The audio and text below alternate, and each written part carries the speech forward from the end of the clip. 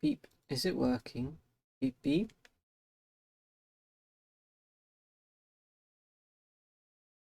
Beep. Well, it looks like it's working. Excellent, excellent. I've done the Discord thing. Could you...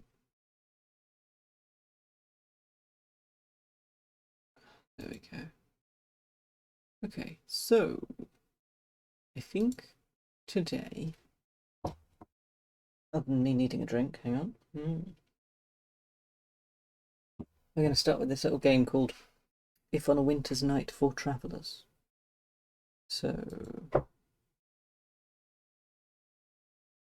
let's see if we can get that running. Yes, play. I've never had so many options when I've clicked play on a game on Steam. And I believe this was made by 2 people. If the update from November 2021 is anything to go by. Oh, big stretch. Oh, I should have got a drink before I started. I am a fool. Spooky fool. I'm not a very spooky fool. Right. Oh, I need you to detect a... How's that? And we'll do this one as well. Oh, but you're not detecting it at all, are you? Is that because it's not on screen?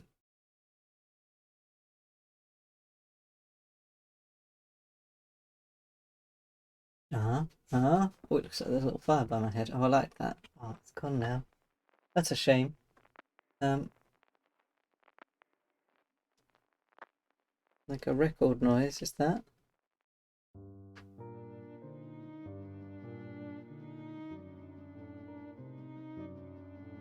Can we see this? Oh, I quite like the music.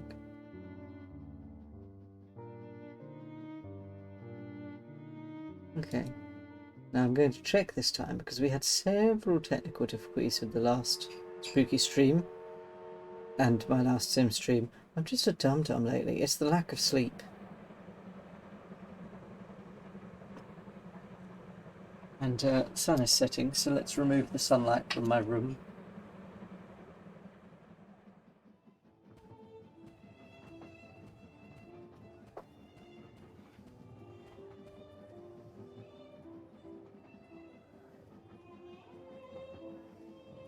Is everything all right, young man? You seem agitated. You're not enjoying yourself? Oh yes, yes, certainly. It is a lovely party indeed. It is, isn't it? Such delightful costumes, and the music exquisite. Oh, but where are my manners? My name is Layla. I'm Carlo, pleased to meet you. Sweetie, what is wrong? I can tell there is definitely something on your mind. Are you looking for somebody? Oh no, it's just that, I know it must sound peculiar, but I can't seem to be able to recall how I got here. What do you mean? Surely you must remember something. Well, I was at this hotel in Rome. That I do remember. Rome, what a beautiful city. Were you on vacation? In a way, I was there to meet with my paramour. I was waiting for him to arrive. The silent room. I like the little Art Deco frame you've got going on there. Ah, beautiful Rome. So glad to see you again.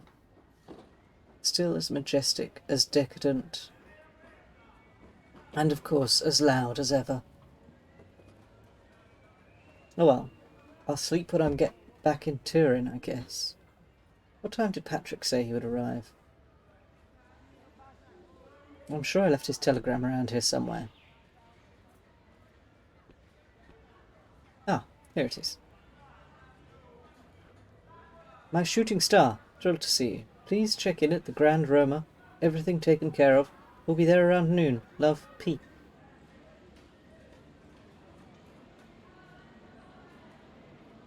He's thrilled to see me. Thrilled! Oh my, this is going to be rough.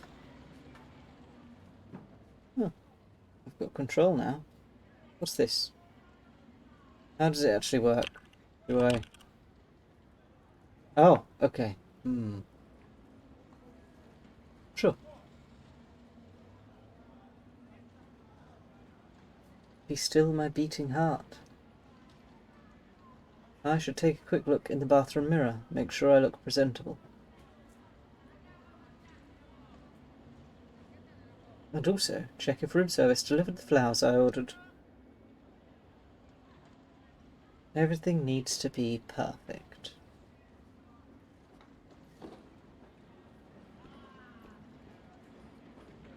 Thrilled to see me! Thrilled!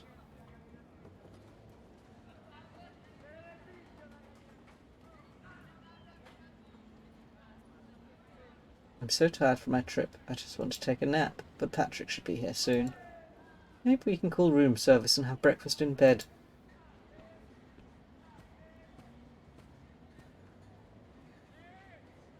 What's that? Socks, underwear, a couple of shirts, and that Rolex Patrick gave me at the first party we met. I'm sure he would like me to wear it. There, so fancy.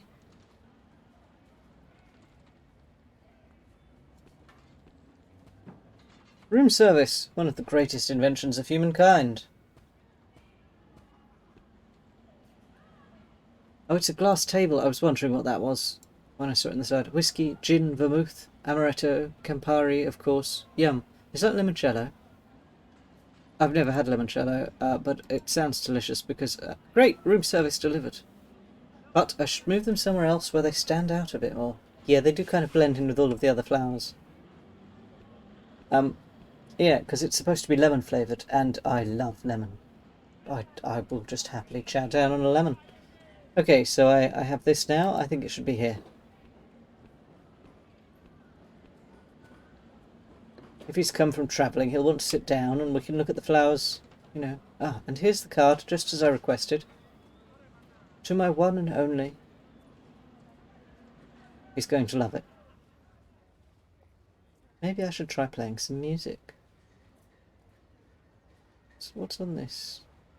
Is there anything else to look at around here? Street. Oh, I can look down at the street. That's interesting. Roman bust. This reminds me of that party. Actually, I don't remember that much about it. Just that there were togas involved. Oh, that kind of party, was it? Patrick loves that whole Roman Emperor aesthetic. He'll never admit it, but I'm sure it's part of the reason he lives here. Americani, sigh. Aye. There's even a radio in the room. A radio! This place really has everything. I wonder how this works. Oh no, what have I done?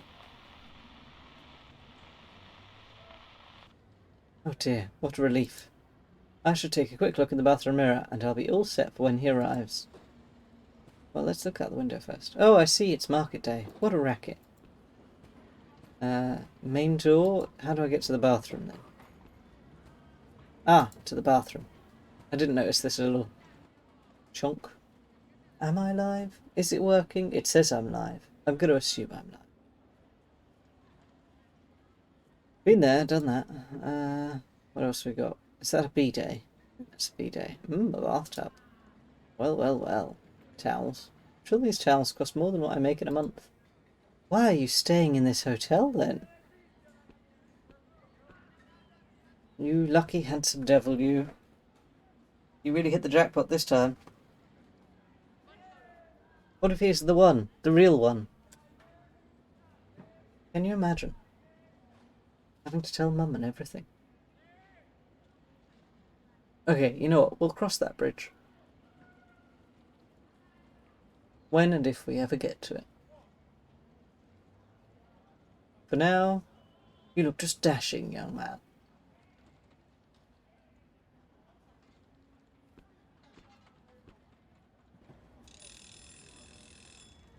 phone. Wait, no, it's the door buzzer. Patrick. Why are you walking so slowly?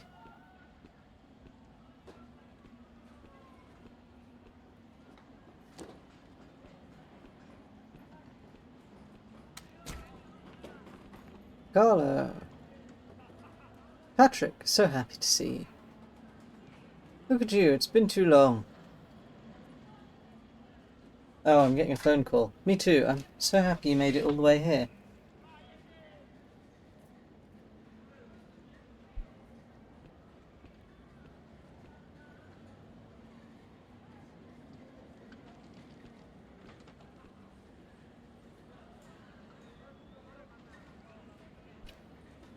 It was, I don't know, a crank call?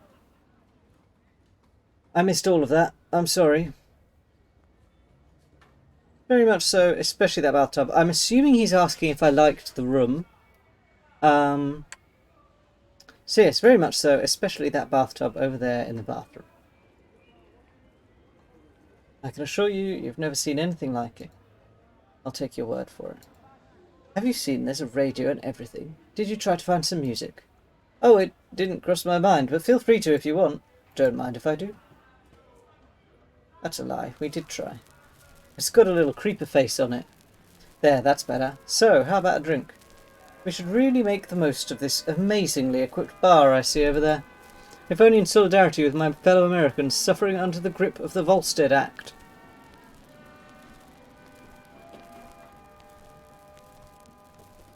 Sure, coming right up. We're on holiday, aren't we?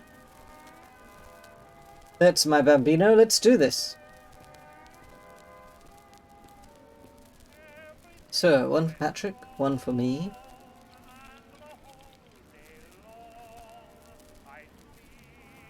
Yeah, look, do you see its little creeper face? Just two little eyes and the upset mouth. Let's beat it the cocktail. Here you go, Patrick. Here's a slightly suspicious looking cocktail. Salute! Cheers!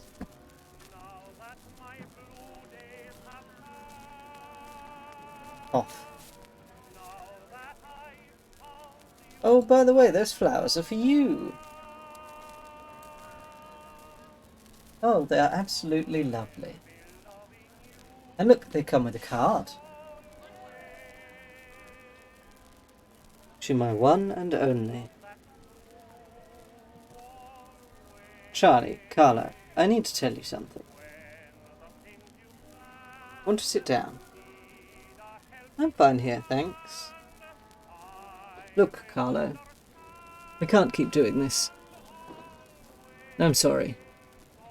Hang on, I need to refill my cup with some water.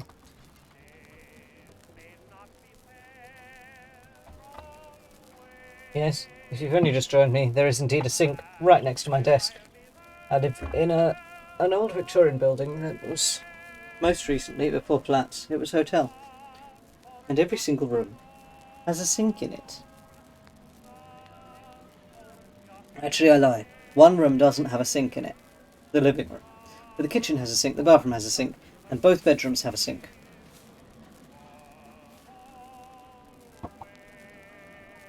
Which is just... it's a little bit weird, but it's very nice, because, you know, you can wash your hands or splash your face if you need to in a rush, without going all the way down to the bathroom. Because it's like a split-level flat. So I have to go down a flight of stairs and then up a little step to get to the bathroom. Right. Why, don't you like me anymore? Come on, Carlo. You know it's not that. I like you, but this doesn't mean that I... Look, you know just as well as I do that it wasn't meant to last. Don't play dumb now, please. I'm not playing dumb. I truly was starting to believe we were made for each other. And where exactly did you get that idea? Well, in your telegram, for example. I have no idea what you're talking about. Are you the one playing dumb now? Here, let me get it from the other room and I'll show you. He's going to do a leg. Yeah, he's going to leg it, isn't he? You're exhausting, Carlo.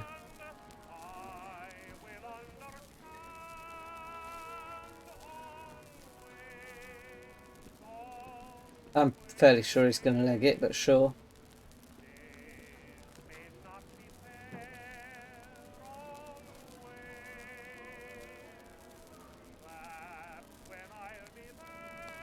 A shooting star, how can I be so naive? Little to dump me, that's what he was.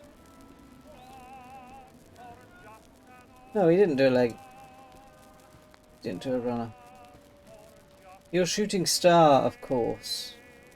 Fleeting, a passing glimpse and then gone. Is that how you justify it to yourself? I'm just some crazy adventure. Or did the deuce put the fear of God in you? It's not that. And it has nothing to do with you. It's just wrong. I'm sorry, Carlo. Hang on, I have a chill.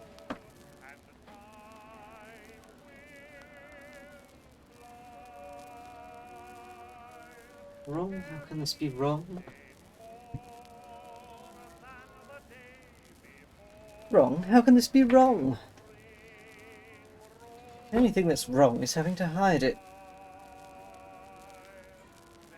But things will get better one day. They have to. Look, I don't expect you to understand. But I have read these articles, these medical journals. Carlo, there are doctors. They can help. They have this new therapy. I'm going to tell my wife everything. I know she'll support me. She and I will go through this together, discreetly. I know we will be stronger for it in the end. And you should think about it too. I read about this hospital near Turin in Collegno? Carlo, they can fix you. Patrick, no, not you, please. After all we've shared. After all these moments together. Sick? You really hate yourself so much? That you think a doctor can cure you of what you feel for me? Carlo, I can't feel anything for you. I have a wife, I have children, I am a man. And this is what a man does. What an arsehole. Patrick, I know you're scared. The future isn't looking good right now. Giving up seems like the easiest thing to do. But we don't need fixing, and you know it. I thought this was going to be a spooky game. This is not who you are. Oh, this is such a waste of time. Why did I think it was a good idea to tell you in person?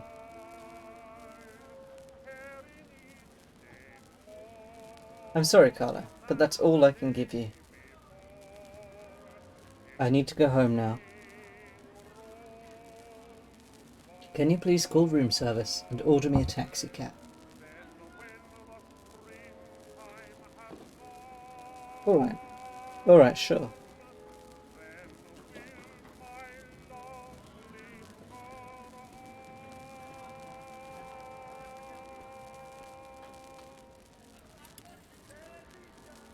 Room service. I'd like to arrange a pickup. Yes, a regular taxi cab will do. Owen, Patrick Owen, room 1046. Thank you.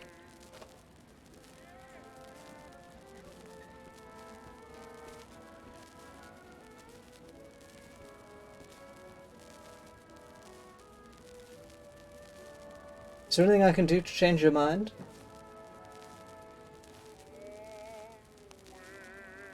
Carla, I think I've made myself very clear. I don't know what else to tell you. This was a mistake, and I came here to fix it. Now I just want to go home and have a drink.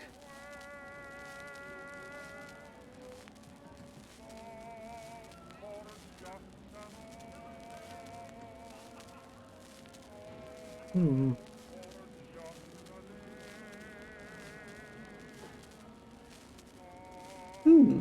I don't know which to pick. Ah yes, getting drunk. The solution for everything. The best way to fix any problems, isn't it? The best way to deal with this, that's for sure. Ooh, gross. Jesus Christ, I can't put up with your whining any longer. Wow, what an arsehole. I'll go wait for my car downstairs. As to you, you can pack your suitcase and go back to Turin. And pray that those lovely fellow townsfolk of yours never figure you out. Oh, fuck off. How dare you? Oh, that was a bit much.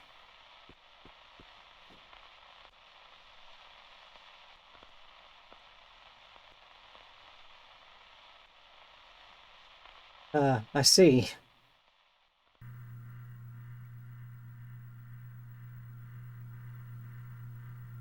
Um, uh, um, uh...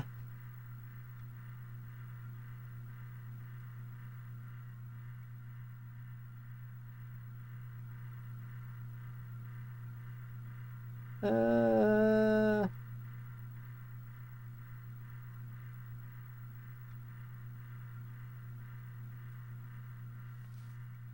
Oh, I had to click. Oh god, Patrick. Oh god. Uh... Uh... To the phone. There's been a terrible accident.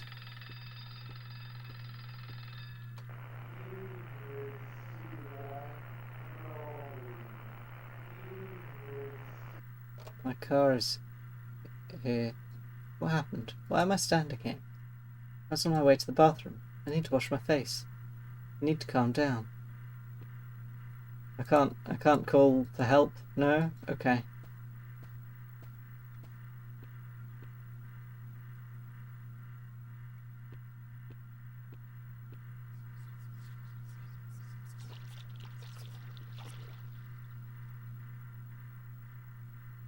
Patrick, my love. I killed him. I killed my dearest boy. I'm sorry. I love you. I love you so much. Please forgive me. For everything.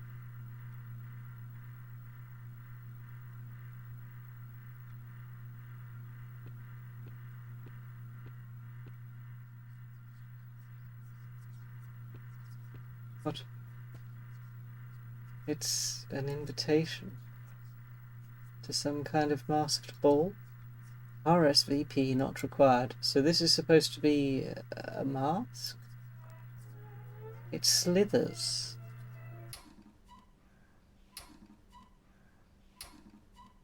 Oh my.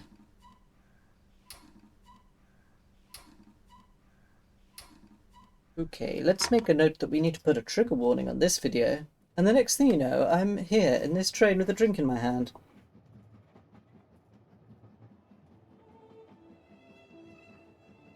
And now this all feels unreal.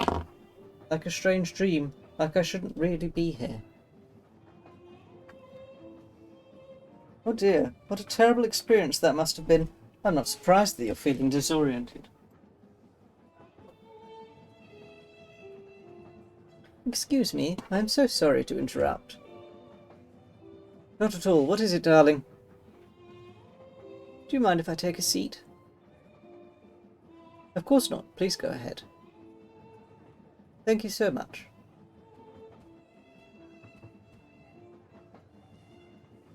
I've been looking all over for my husband, but I cannot find him.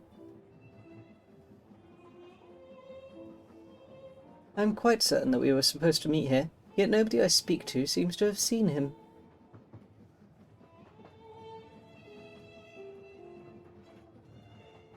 And what does your husband look like, Mrs. Winterbourne? Valerie Winterbourne. My husband is Henry Winterbourne. Surely you must know him from the papers.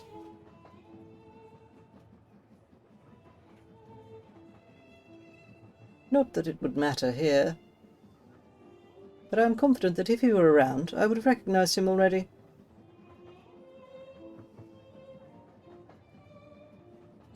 Do you remember when you last saw him? Of course, it was... This is embarrassing, but I'm not quite so sure right now. It's all right, dearie. What do you remember then? It was raining. The slow vanishing of Lady Winterbourne. Oh, I can hear my baby. My baby is crying. My baby is always crying when I am recording videos. And they like to play up for my partner.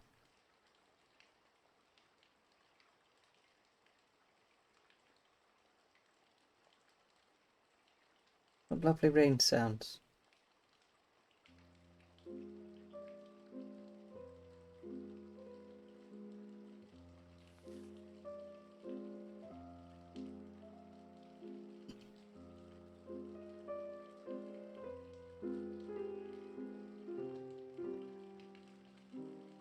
Wait, I looked away for a second. Did I just change outfits just instantly?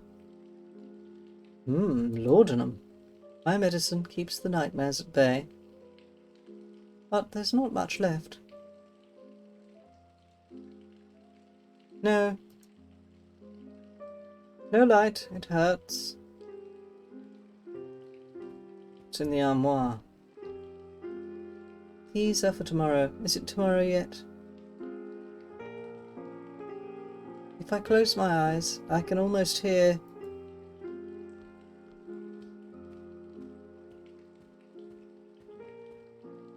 Did there used to be faces here?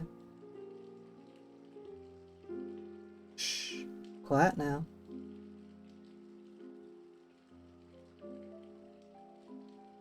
How long has it been raining?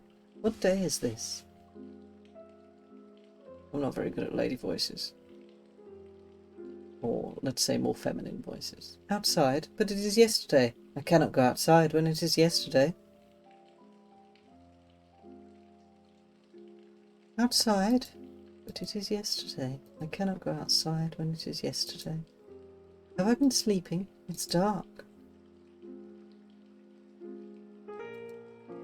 Oh, it's Lord Sox's ball of yarn. He always brings it with him when he sneaks in at bedtime. But where is he? Maybe he got caught outside in the rain. It's hard to see anything from here.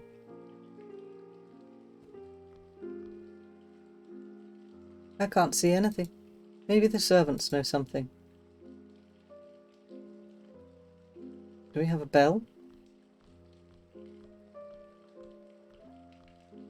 It's probably chilly out in the hallway. I should cover up just in case.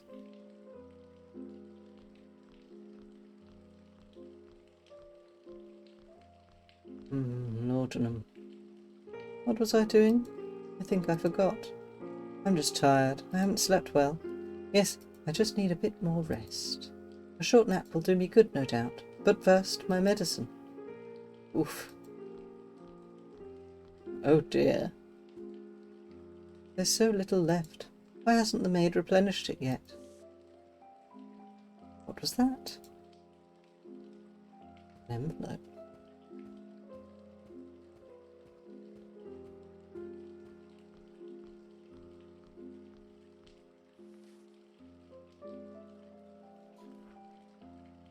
A letter from Lord Cavendish. What could he possibly want? Sorry for your loss. My most sincere condolences. What? Did the maid bring this? Where is she?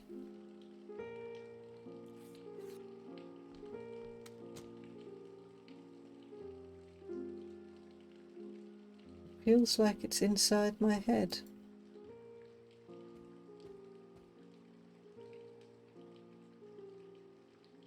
Hanging cloths. I can't remember.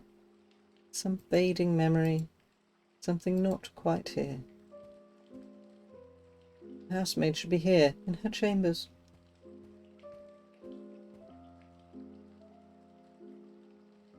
What is this? I hear voices. She's not alone. I think there's a man in there with her. The door is too thick. I can't make out what they're saying.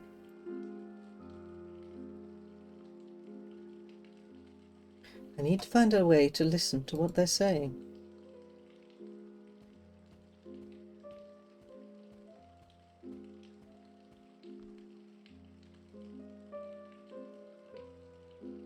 The door itself is probably too thick, but maybe.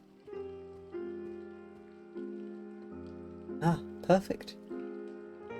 Not since the conservatory incident.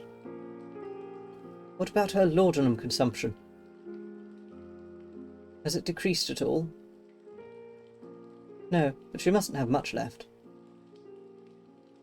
I haven't refilled her decanter in several days. And I've hidden the rest in the cabinet downstairs. Good. And this cabinet is locked? It is. The glass is thick and the lock strong. It is vital that she doesn't find the key.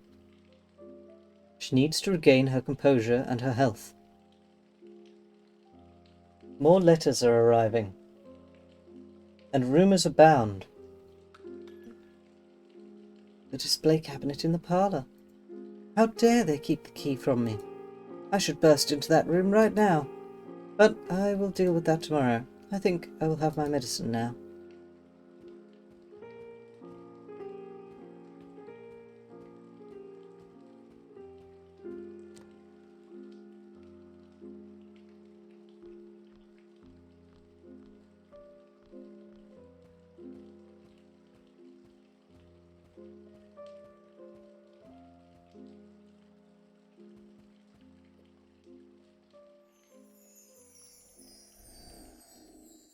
Oh.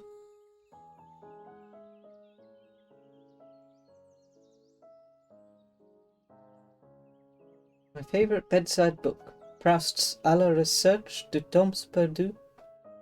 That was terrible, but yes. As soon as I read 2 pages, I start dozing off.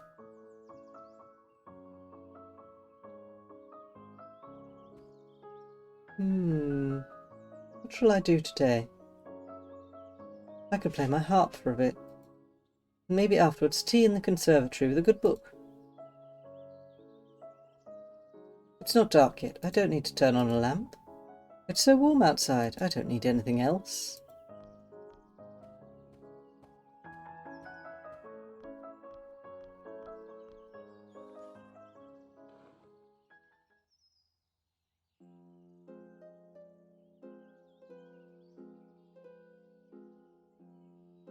I don't think that harp actually sounds like that. But sure.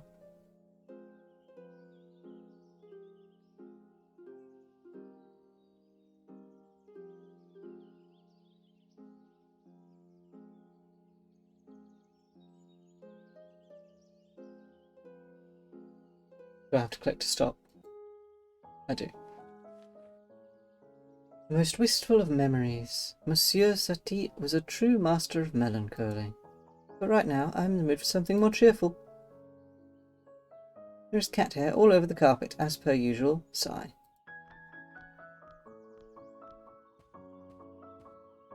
Some family pictures. These 3 over here are my favourites. Maman and I in Paris, February 1923. Maman and I in Vienna, April 1926. I've been to both those places. Maman and I in New York, October 1925. I have not been to New York. I remember I found some great records for my gramophone on these trips. Listening to them always brings back the most delightful memories.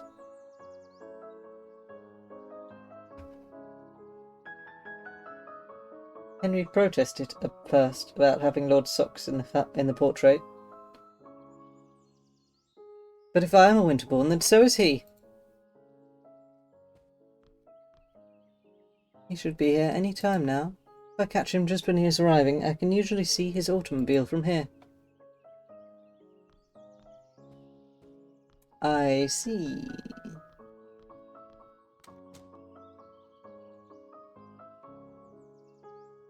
makes it back in time, we should have a picnic in the garden.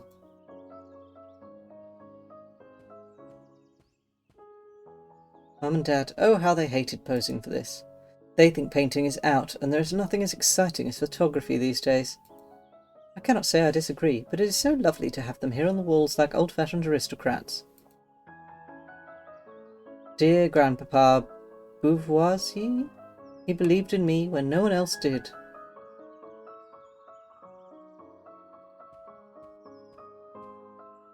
My little cousins from Amiens, I miss them so much. I don't know how you're going to say that word. I probably missed it out. The catalogue from the auction in which the vase was acquired.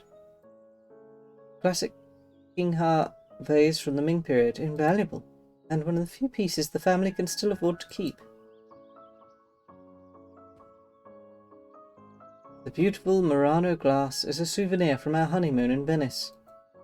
Just a personal trifle next to the family's treasures, of course, but very dear to me nonetheless.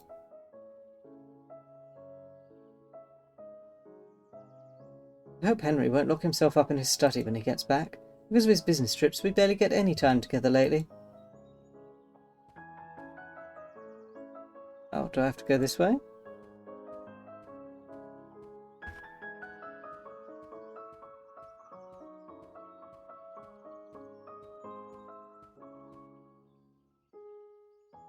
What a big shiny house you have. Grandma Winterbourne. I knew her in the last years of her life. A remarkable woman. Grandpa Winterbourne. I never met him, and from what I know, all for the better. I reckon he was old-fashioned when it came to crossing class boundaries.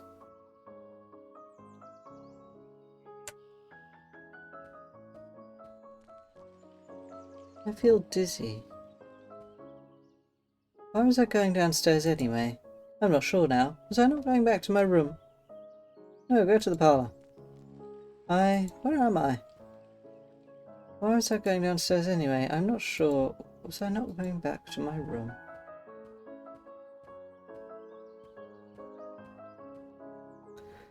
My own personal pantheon. These figures have always been a huge inspiration to me. I just could not bring myself to leave them behind in France when I moved here. The plaque says, Apollo, god of music and the sun. The plaque says, Mnemosyne, goddess of memory and words. The plaque says, Eos, goddess of the dawn.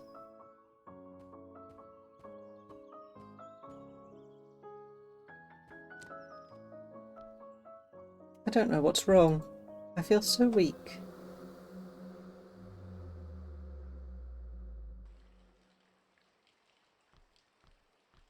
Maybe you should have a lie down, dear.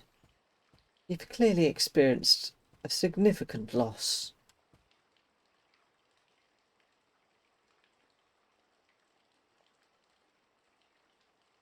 And you've become addicted to laudanum, I think.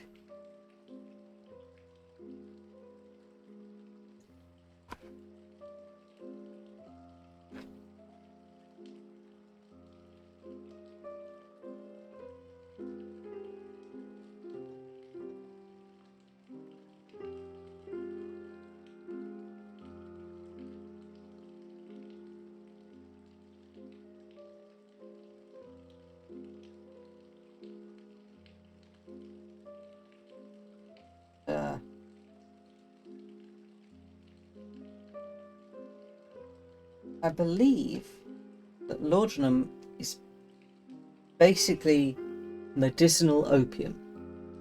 Laudanum is basically medicinal opium, and thus quite addictive, and induces sleep and well, opium dreams. I don't know how strong it is, but yes, it's supposed to make you dreamlike and sleepy and happy. Oh, I have to click to make it continue. I was wondering.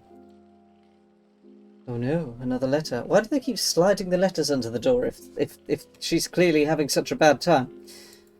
Let's look at this one.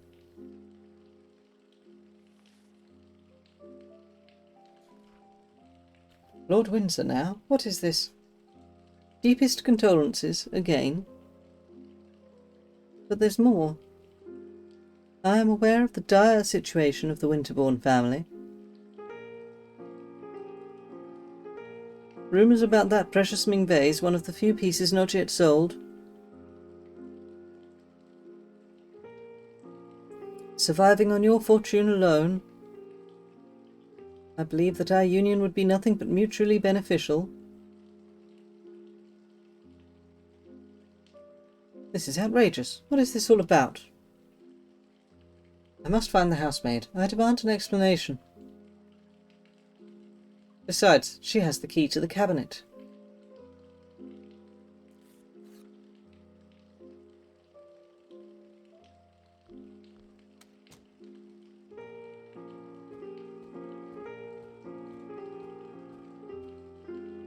Did Lord Socks do this?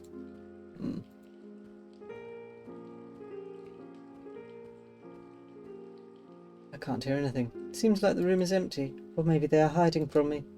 Whispering in the dark. How dare they? I'm so furious. How dare they not open the door? Disturb the shadows. The glass is cracked. Some mouldy old book. Is this the vase he was talking about? I wonder if 1,000 tiny pieces will be as valuable as a whole vase. Putain de merde! What's putain? Is it just piece of shit? Putain de merde.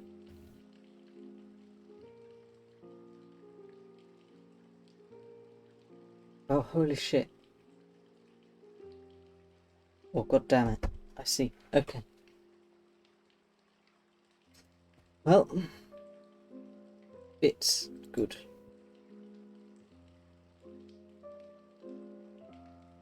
Traitors. Traitors, all of them. My medicine is all I need. If you say so, lady.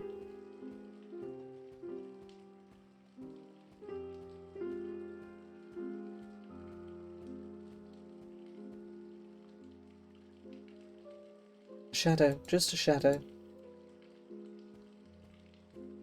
Oh, wait, there's another little photo that I hadn't noticed. Well, picture. It's too dark. You were always so kind.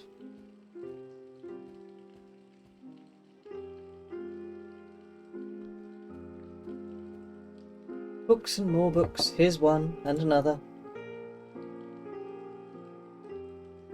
The Prophet's Paradise. Poetry. What good has it ever done? Well, I find it quite cathartic myself. Faint ticking.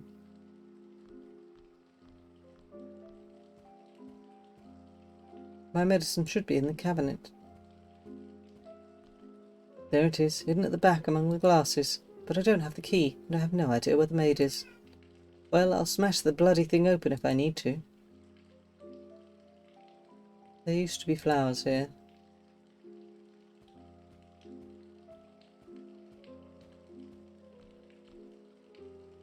Am I see-through? No, I'm not. Only ash. This is not the fire I seek. Fireplace pokers. Yes, this will work. A good sink in it. The door leads to the foyer, but my medicine here is here. Why would I go anywhere else? It's silent now. No more voices. That must be the gramophone. Let's do a smash then, lady.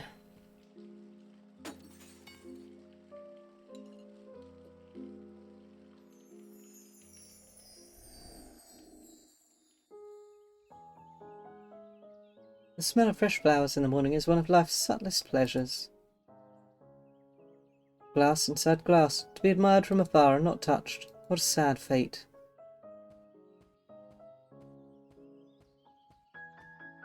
There are some interesting books here. The Prophet's Paradise. Far afield a woman cried, I have killed him I loved, and from a jar she poured blood upon the flowers whose petals are whiter than snow and whose hearts are pure gold.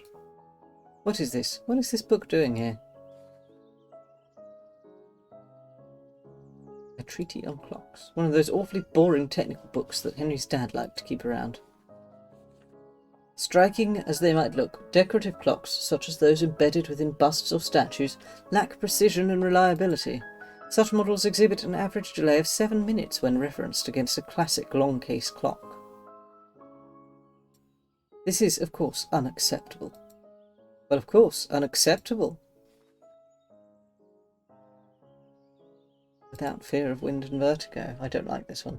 And so you see, this novel so tightly interwoven with sensations suddenly riven by bottomless chasms, as if the claim to portray vile fullness revealed the void beneath. I'm not familiar with this author. Italian? Sounds very modern.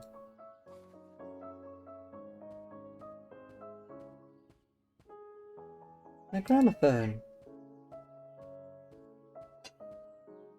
So many memories attached to all these records, especially the ones I brought back from my trips abroad with Maman. Which one shall I play first?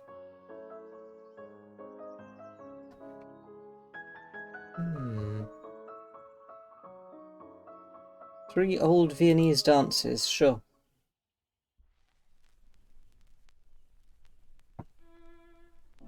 Such a delicate piece.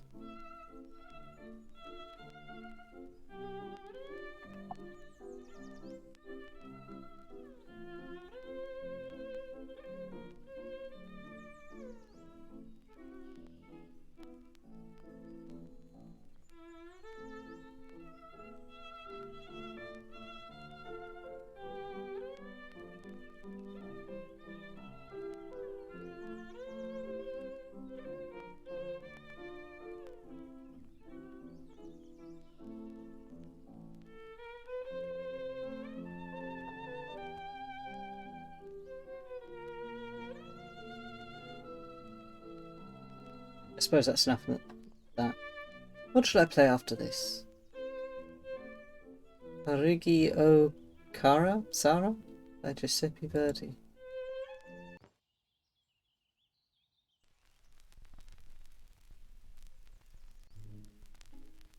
Isn't it too dreamy?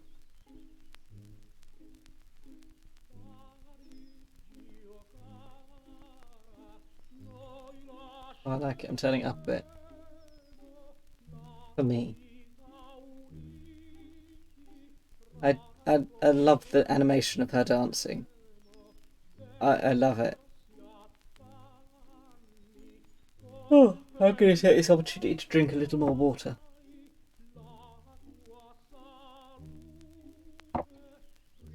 Okay. What should I play after this? My New York by Mal Hallett and his orchestra. Let's have this for a few minutes longer though.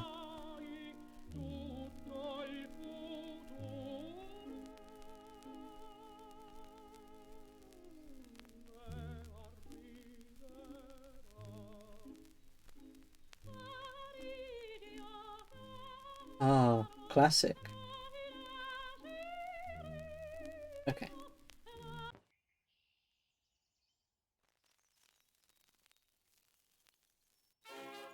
Oh, I hate it. But this is not the way it happened. My trips with Maman. I need to remember.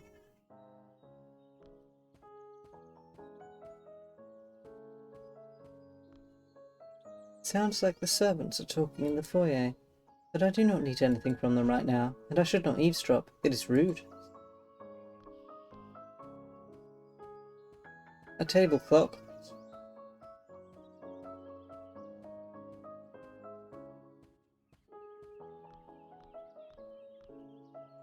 It is a table clock in the shape of a bust, but it needs winding, and the key is missing.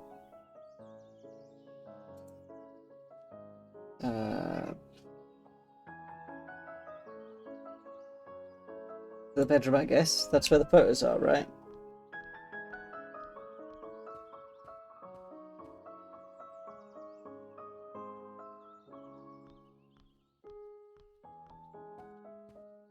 These are some of my favourite family photographs. Maman and I in Paris, February 1923.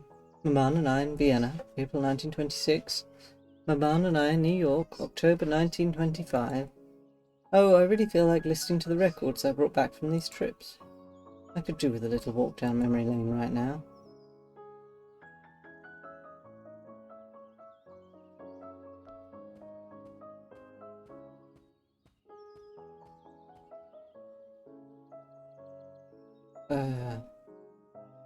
I see, perhaps in order. So, maybe this one? Arrows.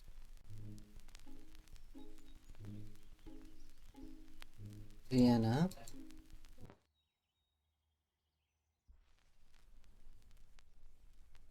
My baby is still crying. And then New York.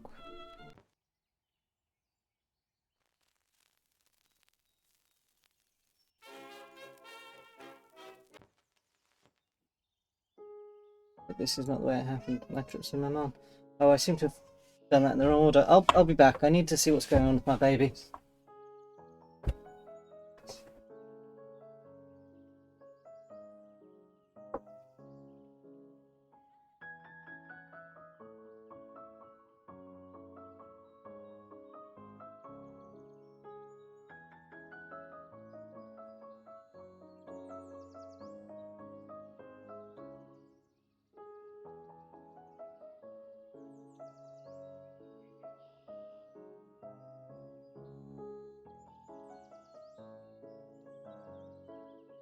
Do hurry, because they've been making noise for ages and I thought they were sad.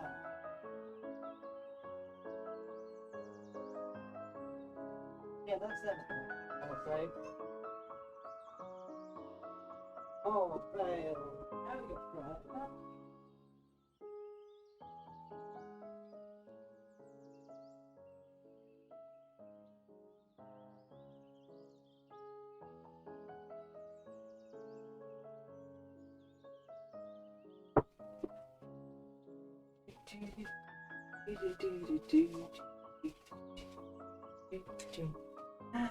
Look at the pretty pixel drawings, Vale.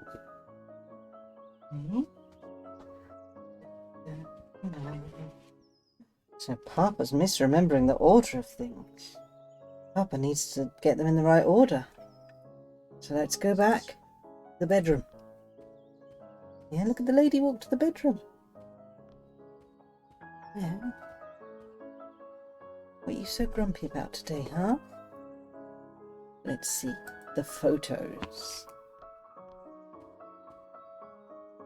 Favorite family photos. P 1923. V April 1926. NY 1925. Ah, I see. It's not the order she looks at them. Okay, let's go back to the records. To the parlour. Here we are. The lady's going to listen to some music on this record player. Maybe I'll show you a record player one day, Vale.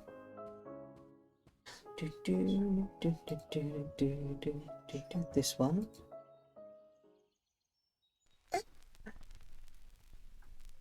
Could the lady dance?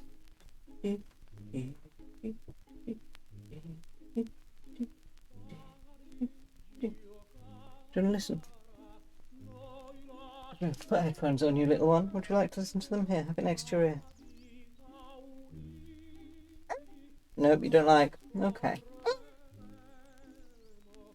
Okay, and then next it should be New York. Mwah! Hello you, look at you, aren't you cute? Baba's making you some milkies.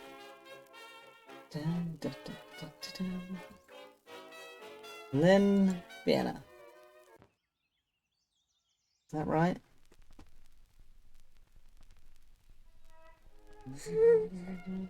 What is this? Bon sang, it's so grating. What on earth was that? Are you ready to take the baby, my love? Yep. Mm. Dun, dun, dun, dun, dun. Okay. Let's try the foyer again. Maybe later. Right now I feel a bit lightheaded. Perhaps I should sit. That strange music has made me ill at ease. I think I would rather go back to my room. Spooky pixels. It's not really been spooky so much as sad and full of suicide so far. That is pretty spooky. Yeah, but I wish guess. there'd been a bit of forewarning. I could have put a trigger warning on my stream. You have to do it when you. There were visuals. YouTube, like I did with We Happy Few. I will, yes. Technically, the We Happy Few one wasn't. I guess actually yes, 2 of the instances were suicide, but all the other ones were lynchings. But both require a trigger warning. Both definitely do require a trigger warning. Vale, you're so beautiful. Now off you go and try not to yell at things you're chewing on too much. Love you. Give me another smooch, my beautiful baby bean. One day you'll probably be doing this. You'll be like, "Go away, Papa. I'm playing games for my viewers." Yeah, probably. Pan? Black says Pan, Lord of all which is primal and untamed. That's changed. Mnemosyne, goddess of memory and words. Eos, goddess of the dawn. Oh yeah, what's this little picture that I didn't see before? Oh no. I can't click on it, so it's nothing.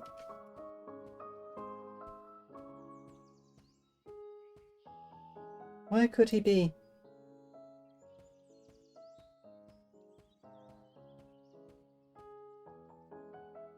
The vase is still fine here.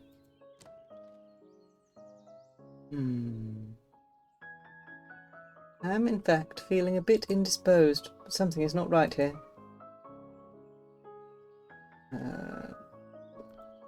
My harp! Who did this?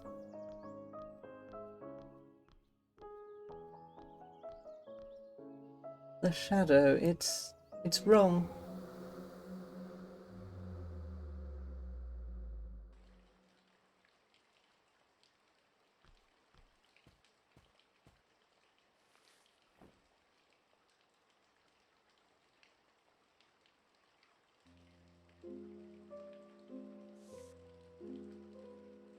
Another letter.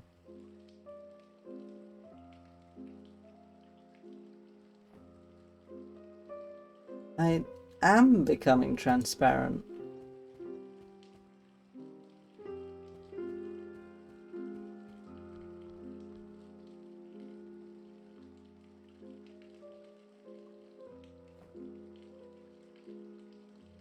I need my medicine. No. No, you really don't, but I'll click it. Can I actually click this instead? Do we have to take the medicine? Do we have choices? Help me. I don't need them anymore. My medicine is downstairs. Why are you limping? What's happened?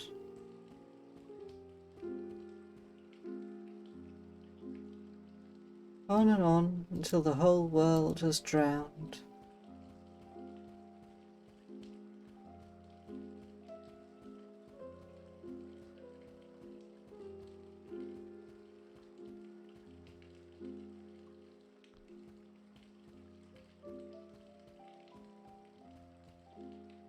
Ah, it's still here.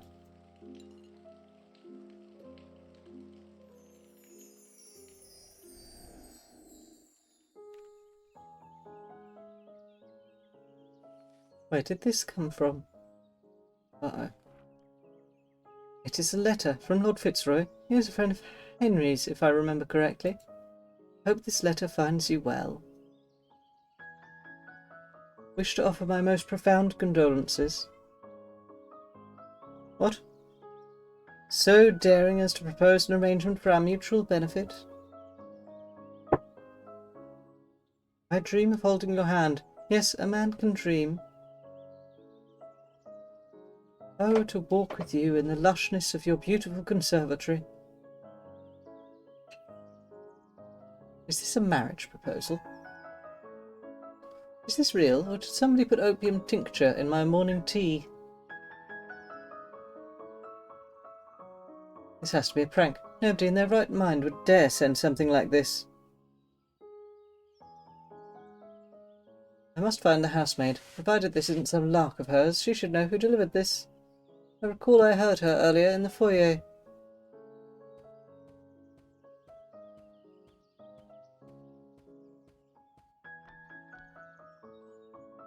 It doesn't look like the maid is here. Past you is, but I heard voices. My umbrella is here, but Henry's is missing. He must have taken it with him. It seems to be stopped. The hands are stuck at 3 o'clock. Maybe I can use that key to wind it. Newspaper. Oh, it's the issue of Paris Soir that featured our wedding. Everybody made such a thing out of it. Many were shocked today upon learning of the engagement of the extravagant heiress of the Bourgeoisie jewellery empire, Mademoiselle Valerie Beauvoisis, to Henry Winterbourne, Lord Winterbourne of Chetnam Green, in a move seen as uncharacteristic for the socialite, whose friendships with avant-garde artists such as Germaine Dulac or Fernand Laguerre are well known. She declared her intention to move to the family manor in Wiltshire, England, leaving behind a life of glamour in Paris for Britain's green pastures. Despite the loud rumours regarding the ruinous financial situation of the Winterbourne family, the heiress insists that this is a marriage of love, and that moving to the calm of the countryside will be a welcome change for her after the frantic activity of the last few years. Oh, I do love it here so much. Do you? Do you? Clock key. Let's see if this works. Ugh. It is too tall. I cannot reach the winding hole. 3 o'clock it is then. It's chilly here. To the conservatory. Oh, I do wish to read that article just once more. I could read this over and over.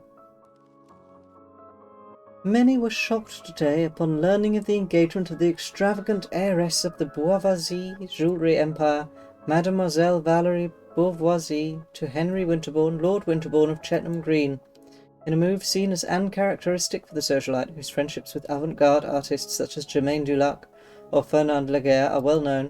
She declared her intention to move to the family manor in Wiltshire, England, leaving behind a life of glamour in Paris for Britain's green pastures. Despite the loud rumours regarding the ruinous financial situation of the Winterbourne family, the heiress insists that this is a marriage of love, and that moving to the calm of the countryside will be a welcome change for her after the frantic activity of the last few years. Oh, I do love it here so much. Oh, I do? Okay. Yeah, I'm not reading that out again. Let's just skip it. So we can't go to the conservatory yet. And if we stand exactly in this ghostly spot, she says it's cold. What about this? I'm not dressed to go outside.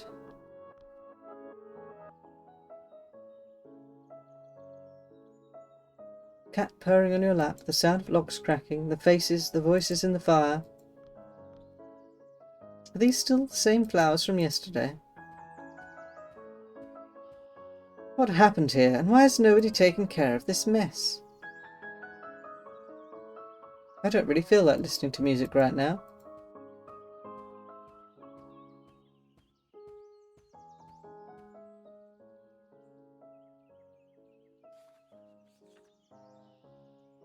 Far afield a woman cried, I have killed him I loved, and from a jar she poured blood upon the flowers whose petals are whiter than snow, and whose hearts are pure gold.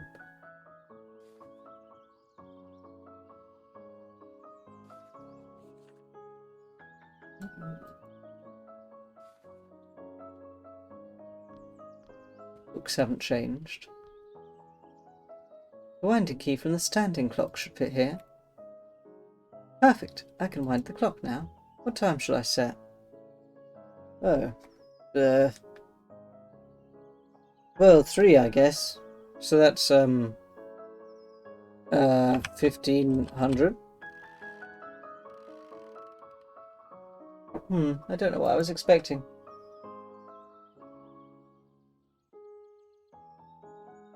Huh.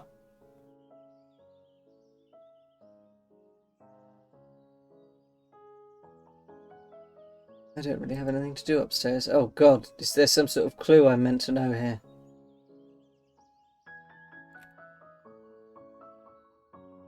Okay, what about 1453? Because the book said 7 minutes, you see. It is working again. The mechanism is ticking, and the hands are moving. And is that the grandfather clock? Is it working too now? Yes, because the book about clocks we read earlier said that bust clocks are on average 7 minutes behind. So we set it 7 minutes behind the stuck grandfather clock. The clock is working again, just like... I'm not sure now. When was that? I was here browsing the afternoon papers. Lord Socks rushed in. The clock chimed. He ran into the conservatory. We had the little rascal... What had the little rascal done? I cannot remember. Oh, no matter. It'll come back to me. Now about that Lord Fitzroy. There must be somebody in this house who can tell me what is going on.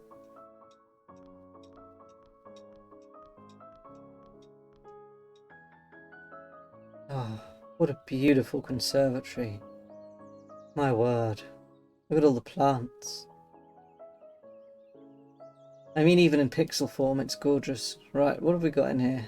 Ivy. This baby ivy will soon start climbing the wall. Oh yeah, it will. Ivy will climb anything.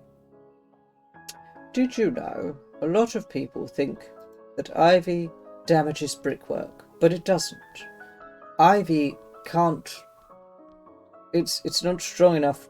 The roots aren't strong enough to damage bricks, only if the bricks are already themselves damaged. I missed that, I should have read it. Camellias are so delicate with their snow-white petals and tiny golden hearts.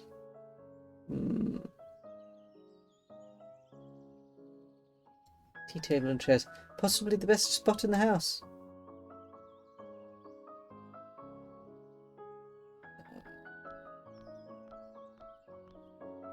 Enjoying the morning sun with a cup of tea is something I never did very often back in Paris.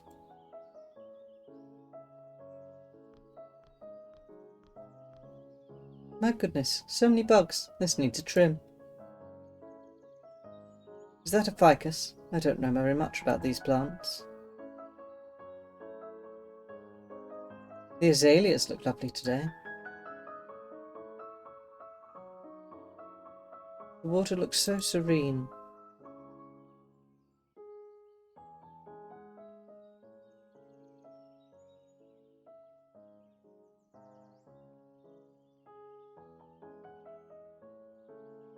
So many times I have sat on this bench and just let my mind wander.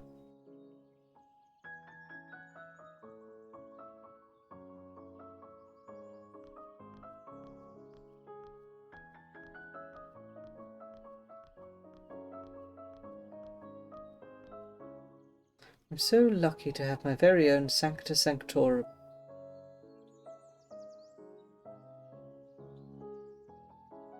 Foliage is so thick a tiger could hide here.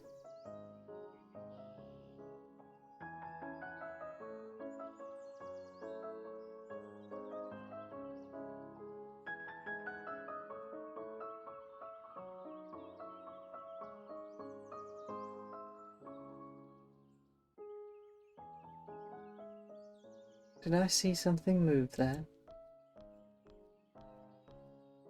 No, not quite here, but there is a rustling of leaves somewhere.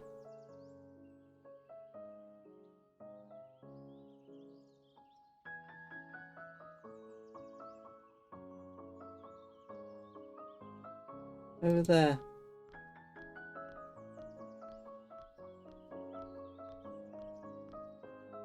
There was something here, stirring the leaves, and suddenly a blur, a chase, the clinking sound of porcelain.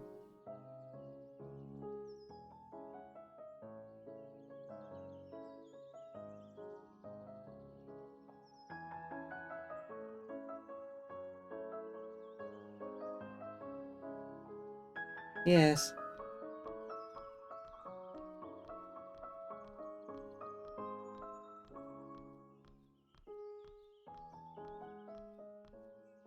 Here, a scream of pain, red streaks.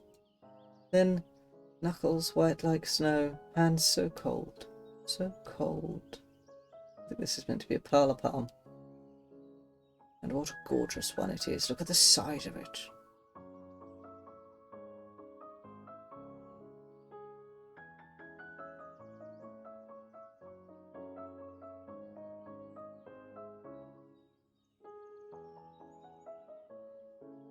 Oh dear, no.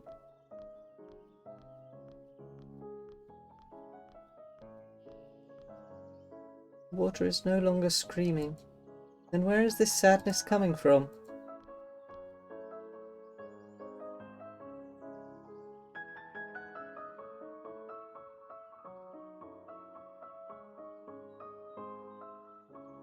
It is stronger here. What is this sorrow? Why do I feel this way? This place is always so soothing to me. But these sensations, they were so vivid and unsettling. Oh, those sensations. And the water. I could have sworn I felt... Wait, what is that? Seems there is something at the bottom of the pond. Oh no, it's not Mr. Socks, is it? But I am not reaching into that filthy water with my bare hands. I need to find something to help me drag it out.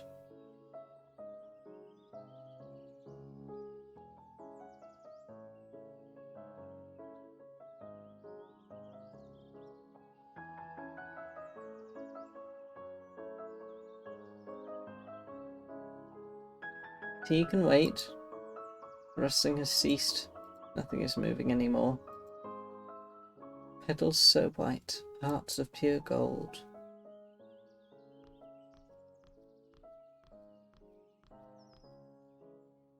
There's something in the water, but I cannot reach it. I need to find something to help me drag it out. Okay, maybe we need to go and get, like, another tool from the fireplace, perhaps? The kind you use to turn logs with the spike and the hook. You know, I'm sure they have different names. They are quite dirty. I do not want to end up covered in soot either. Perhaps I can find something else. Maybe the umbrella? This should work.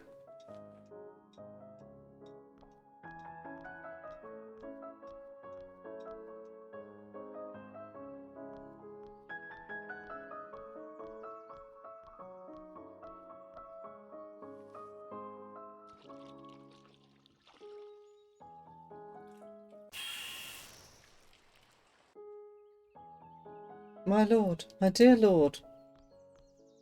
What happened to you? Who did this? Did nobody see anything? Where is everybody? Help! I must find help! Lord Socks. Help! I must find help. How could he possibly have drowned in there? Someone must have... Someone... Such inconsolable sadness. He can wait. The rustling has ceased. That laudanum's going to wear off soon. There has to be somebody here. There has to be.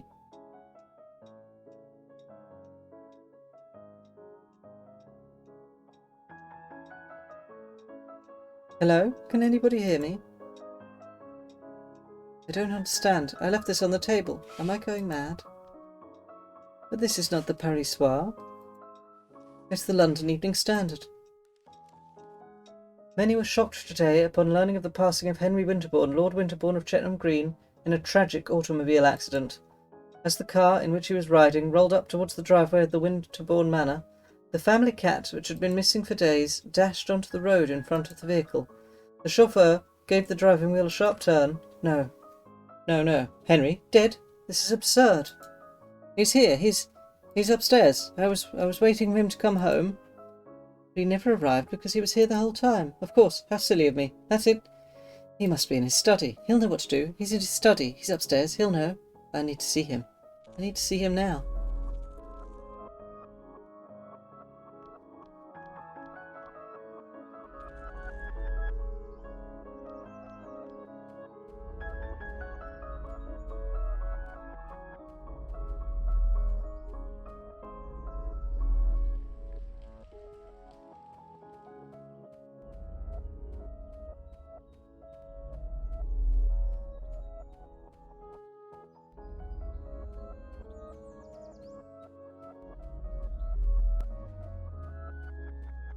Henry? Are you there, Henry? Henry? What have they done to you?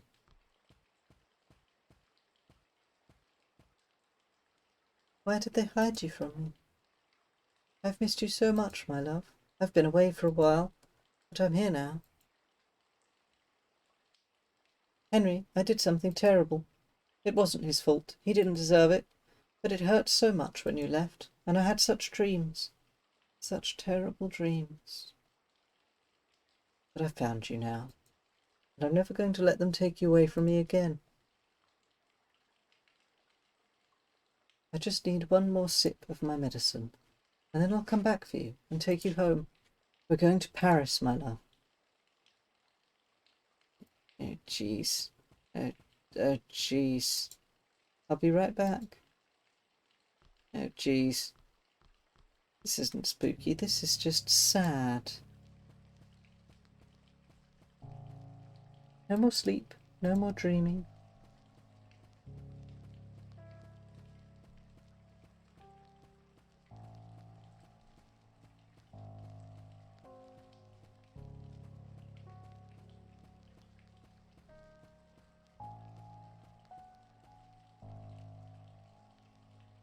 This is an Ifram.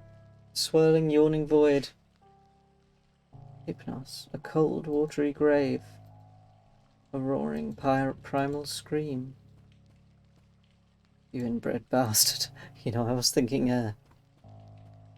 when it said earlier that he was old-fashioned about marrying below your station, I was like, so she's a person from a rich background. Given the time period, yeah, there's some inbreeding going on. Envelope. Another one of those awful letters.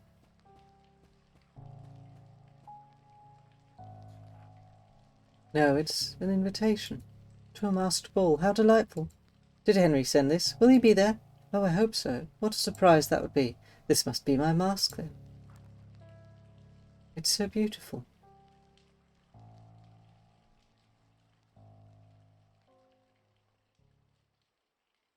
Too much laudanum.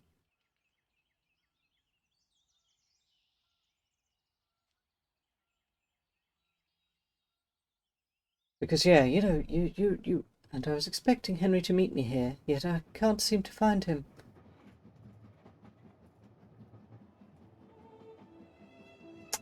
But he must be here. Who else could have sent that invitation? Because you read these stories about, you know, rich people that go completely stir crazy after somebody dies. Interesting. I've been asking myself the same question. And, you know, I'm sorry, and you are? You start to think that maybe. Apologies. My name is Jordan Samuels. I'm a doctor. Your conversation caught my attention because I too cannot recall boarding this train or even waiting at any station.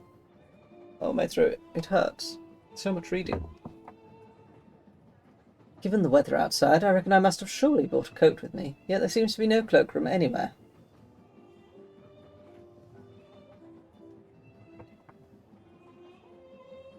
I have attempted to bring this up with some of the other guests, but unlike you, they do not seem to be bothered by it.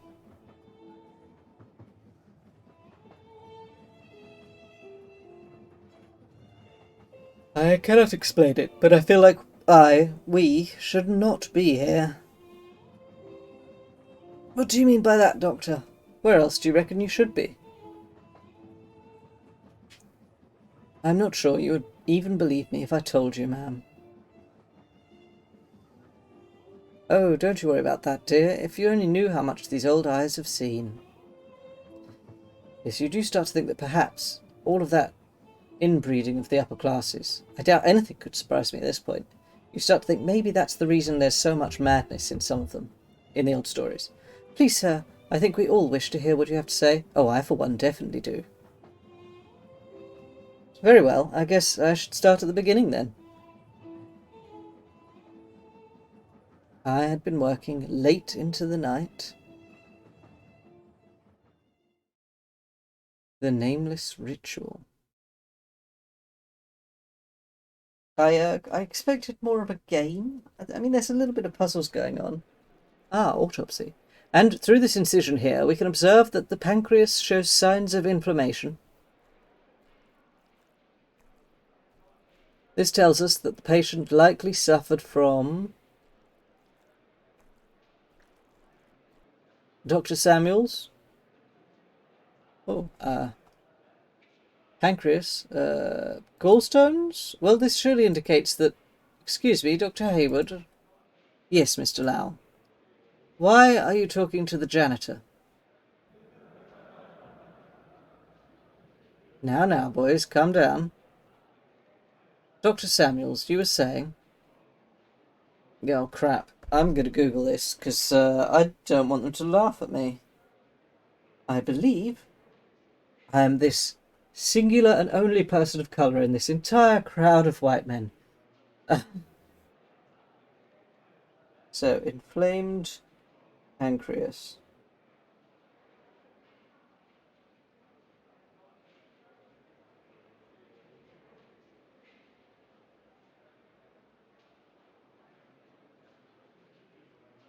The most common causes are alcohol abuse and lumps of solid material, gallstones in the gallbladder. Let's say gallstones. Yes, from this first glance we can infer that. He doesn't look like a doctor to me. Fuck off. You little racist swine. More like a hoodlum. Keep an eye on the scalpels, Dr. Hayward. We don't want him to stick us up. Oh, jeez. Oh, jeez. The self-control to not stab every single one of them. Yeah, he could rob us blind and disappear in the shadows. Jeez. I don't know if I want to play this. This makes me uncomfortable to read out.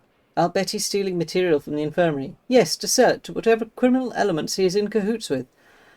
This, yeah, I'm uncomfortable with this. Check his pockets, Dr. Hayward. Some supplies have, in fact, gone missing lately. See, I knew it. Let's search him. Somebody hold him. The nightmares are getting worse. With every day of fasting, I have felt my will slipping further and further. But today marks the 33rd day. Tonight I can complete the ritual. I must carry out the final preparations. There is no time to lose.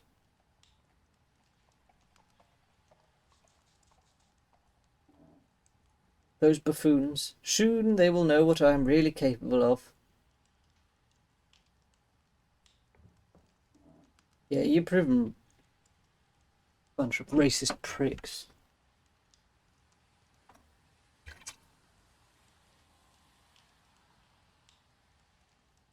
Even if we're trying to base this in a particular time period I mean, it's obviously based around the 20s, right? And London based on the dress and the medicine and all that.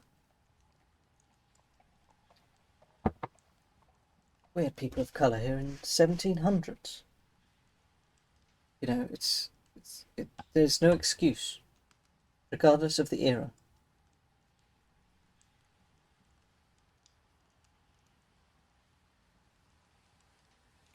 Right, let's get on with it. What have we got? We've got herb jars, planetary correspondences by Solomon, scribbles, the neighbours again. Always the same fighting and screaming. Astral chart. The stars are right. Mars, Venus and Saturn are aligned tonight. After months of enjoying their mockery with fists and teeth clenched, after months of study and discipline, the moment has arrived. The moment to reach out to forces beyond this world. Right, Mars, Venus and Saturn.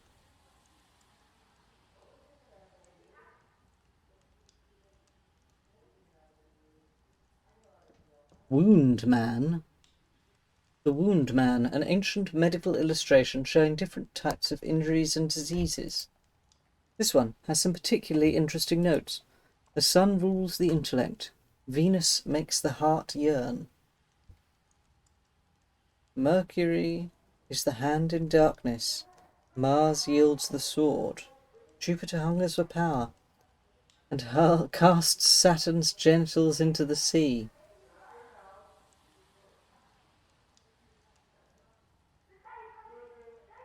Wait, hang on.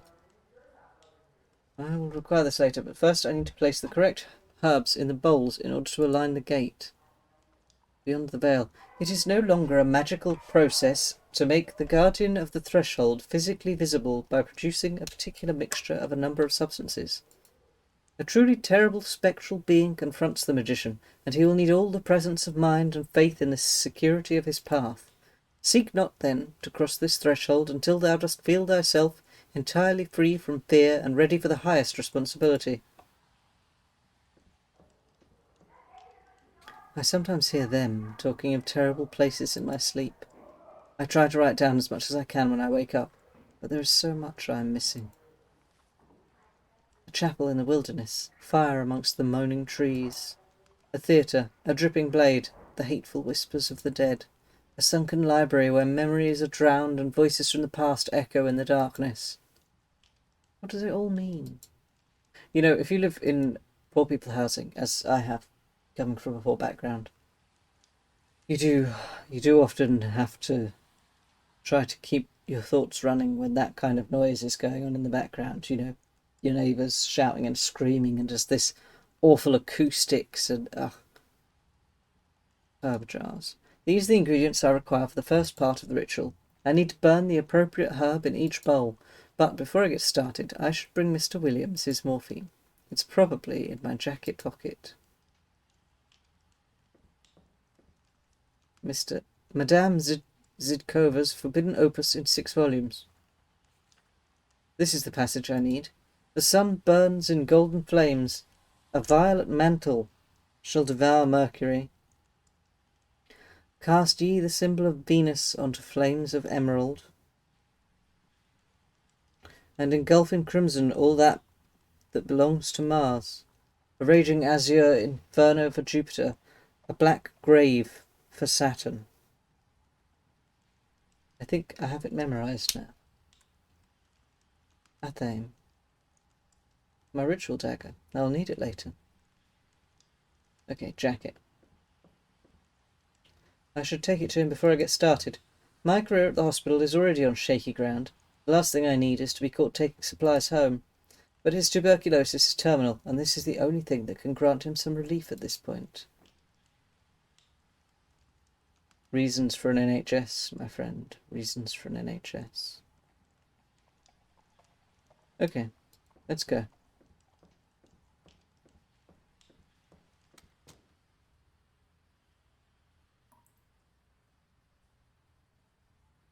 Well, where does he live? Let's try this one. The Johnsons are always fighting. One of these days it will end in tragedy. I tried intervening once, but they almost beat me up. Some things never really change, even here. Yeah, it's true.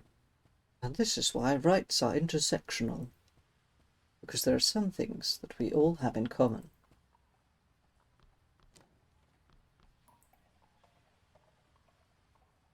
Good evening, Mrs. Williams.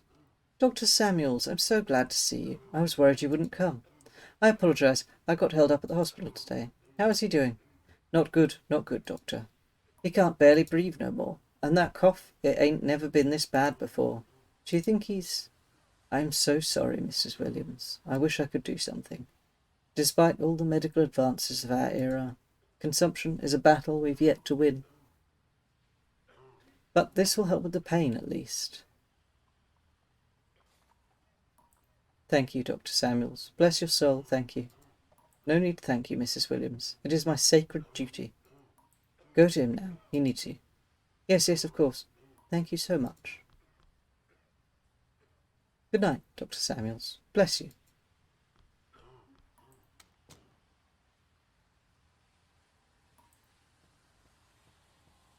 Bleak. So bleak. This is the wrong kind of spooks. This is just sad. Okay, herbs. All right, I can begin the final preparations now. Oh, let's see.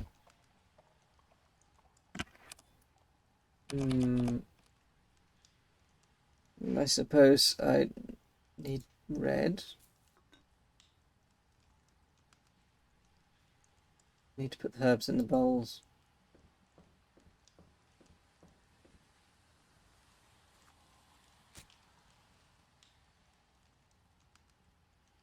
Have I got one about herbs?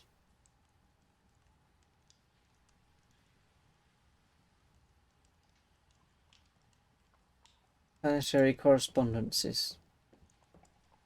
This is the most complete treatise I have found on the esoteric use of herbs and plants. This is the passage I need. The sun shines on the heliotrope. Mercury smells of fresh hyssop. Visions of wormwood rule over Mars. Oh, well, I've already messed that up. Venus is the rose. Sage is the wisdom of Jupiter. The hemlock is Saturn. Saturn's blessing. I think I have it memorized now. Iron bowl covered in red rust. Can I, like, restart? Maybe I can replace it with something else. So, let's put wormwood in there. There's already something there. Oh, heck. Oh, I could have right-clicked it all along. Oh, God. Okay. Well, rose for the green bowl.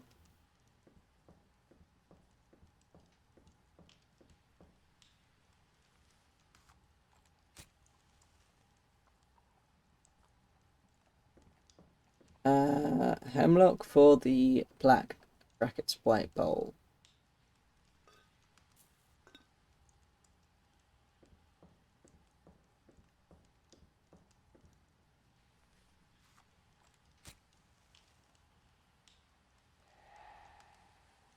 Yes, let's try again. So, wormwood for Mars.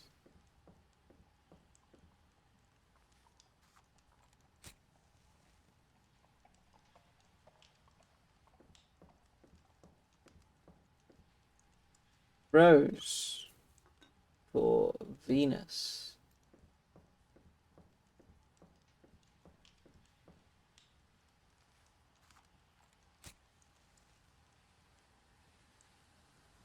And hemlock for Mercury. No, Saturn.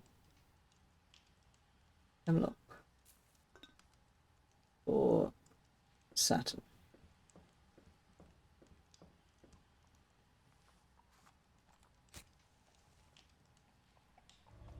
The elements are aligned. Now I must mark my skin with blood. One small cut in each spot shall suffice. I suppose I need my dagger. It is time.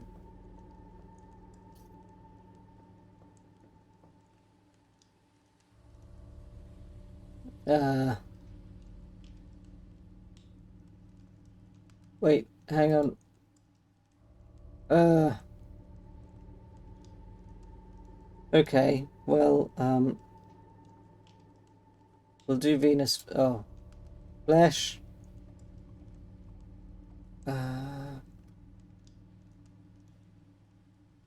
Okay, we'll do groin first. No, we'll do. Okay, I just wrote down sword for Mars. I'm an idiot. I should have written down the body part. So, let's see. Which hand would I use a sword in? I'd use it in the right hand. So I'm going to say right hand, question mark, groin for Mars. And then chest, which is where the heart is for Venus. Groin. And then, groin for genitals for Saturn. Oof. Yes, that was it. It is time to enter the circle. In you go then.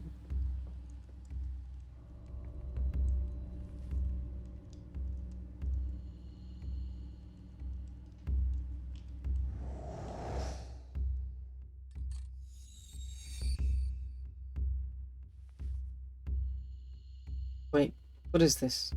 This is not what I expected. Am I meant to cross over? Go to him? So be it then.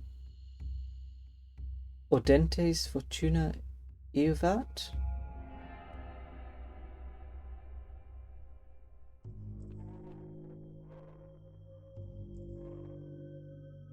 Where am I? Is this really the other side? And that must be the Guardian, at long last. I must remain calm and focused. I have prepared myself for this moment. I am worthy.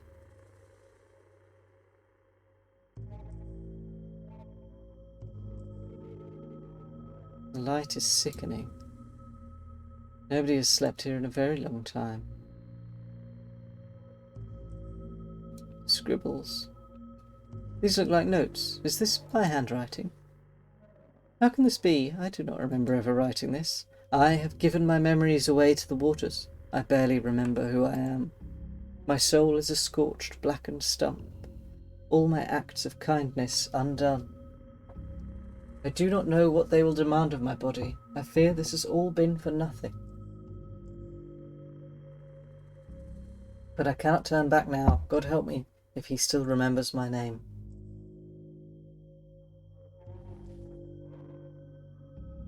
Strange. The moment has come. O great keeper of the gates, guardian of the threshold, I beseech thee, hear my plea. I have opened the way. I face thee without fear. Ew. Soil, bitter, blood, void, price. Putrid, rotten, price, price, taken, scorn, price.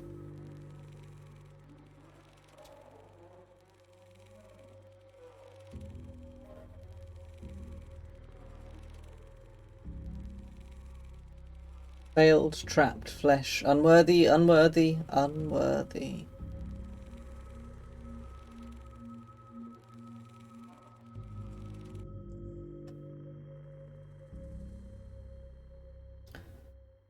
My name is Jordan Samuels. I seek... What does he seek? Healing. My name is Jordan Samuels. I seek healing. Teach me thy lessons of compassion, that I might rise above their hatred. Soul, filth, scorched, filth, duty, pure filth.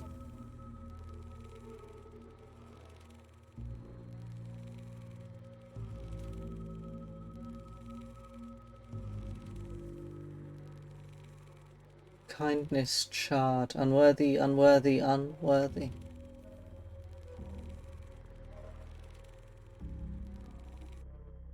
I do not understand. According to my books, he should speak clearly and distinctly and offer counsel and guidance. Whatever this creature is, it is not the Guardian. What am I meant to do now? Who art thou then? Speak thy name.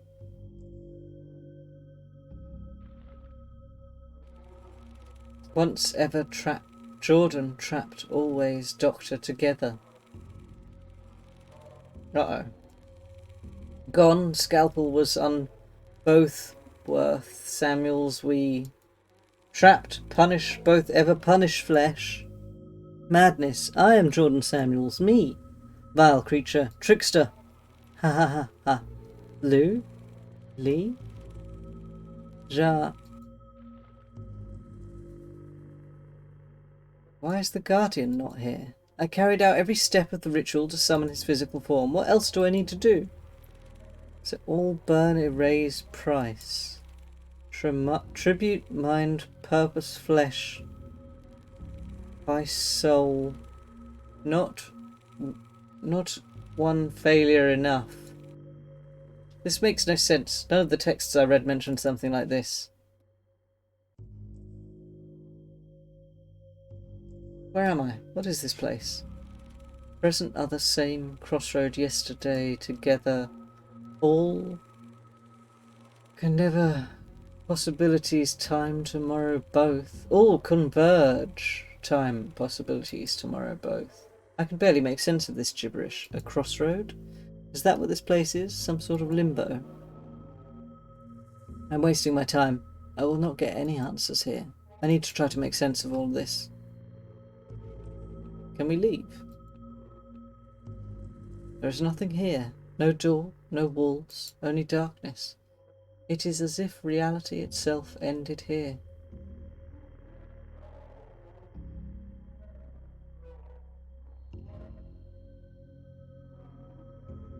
There was a passage in the book. Illuminate the darkness ahead of thee. Take not a single step forward until thou art positive that thou hadst sufficient oil in thine own lamp. The lamps of the guides whom thou hast hitherto followed will now no longer be available to thee. Yet the light seems to be keeping him alive. Taking it away might kill him. But maybe this is exactly what I am expected to do. To complete the rite of passage and prove myself worthy to the Guardian. There's only one way to find out. I feel like you should have brought your own lamp. I shall not waver. I shall not fail. A warning, but I shall not fail. Sure?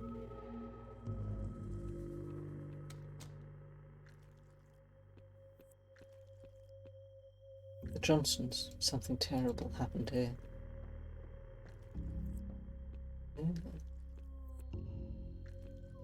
Pardon. Mrs. Williams, is that you? Are you alright? You monster! You killed him, you monster! I cannot let this get to me. It is a test, just a test. I did what I had to. Dear Lord, is it alive?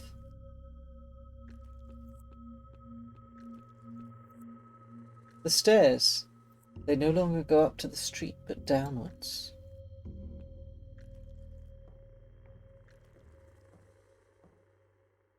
Give me water. So much reading. Oh my.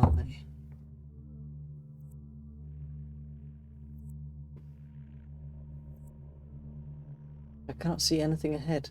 It looks like a dead end. But it has to be this way. There is nowhere else to go. Deep breath. Ooh. Ooh. Ooh. Ooh. Books. There are books and loose pages floating in the water. Where could they have come from?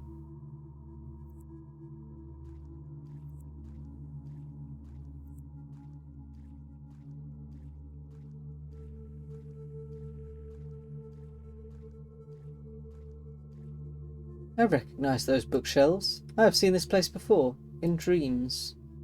I was lost in a maze of corridors trying to find something, but I cannot remember what or why. Most of these books are mouldy and rotten, but some of them are in surprisingly good condition.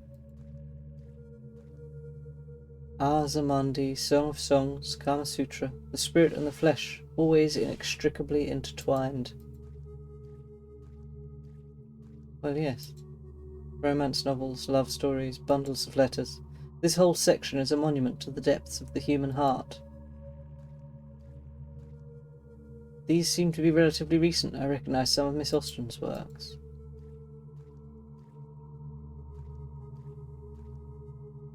This place feels old beyond words.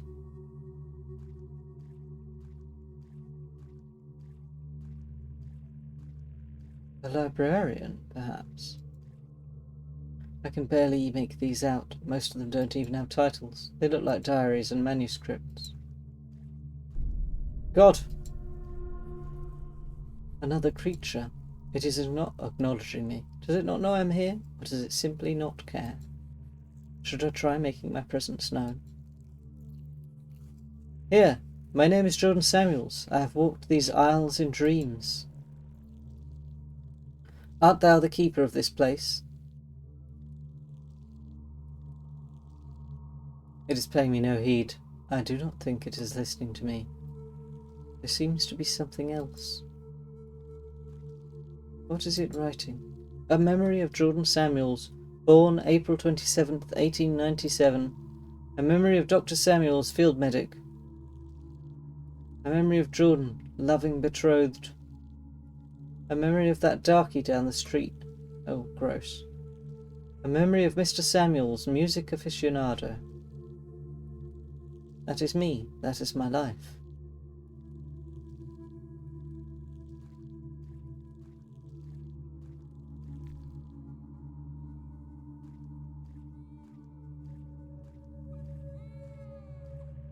Oh, I hate it. It is growing louder. How could there possibly be a child in this place? It is coming from inside this photo album. This is my family. Grandparents, father, aunts, mother. So this baby she's holding must be me. But I have never seen this photograph before. What is it doing here? I should bring this book back to that creature. Maybe it was guiding me to it for some reason. There seem to be photo albums rather than books. There are some framed photographs lying around too. They all feature babies and young infants.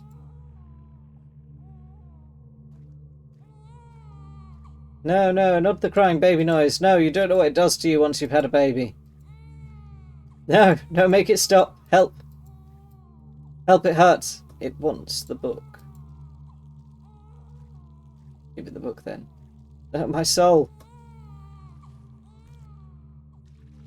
Ugh. What am I doing here? Was I not... I was holding... Was I carrying something? Or perhaps it was that dream. It looked so much like this place. And what... Was this creature there too? What does it want? Should I try talking to it? It is paying me no attention whatsoever. It looks like it is trying to hear something else.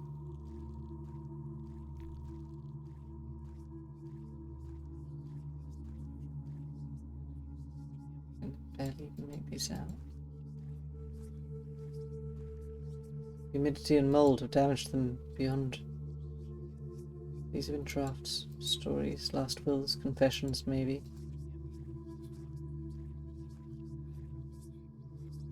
Most of them handwritten, some are typed.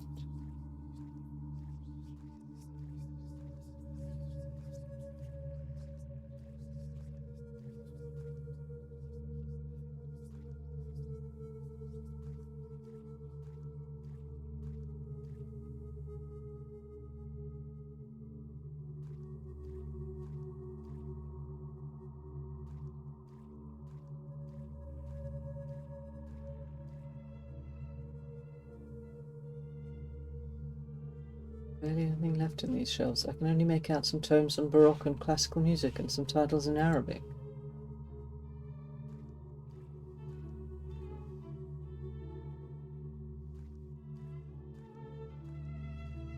There is no gramophone.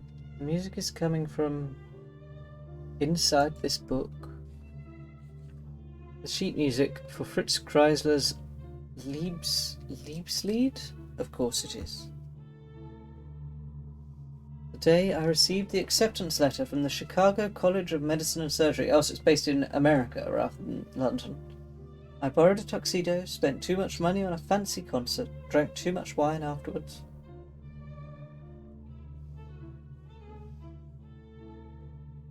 It did seem back then like I was destined for great things. Why this? Why now? Why am I even here to start off with? Maybe if I take this book back to that creature, I will get some answers. Sure.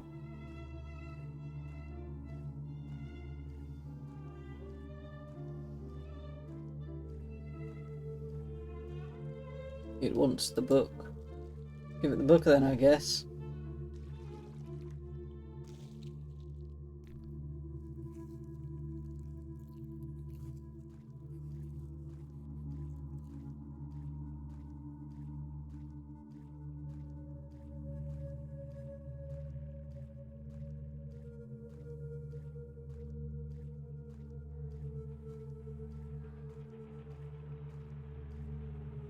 Sounds as if a battle was taking place right here, but I see nothing except books.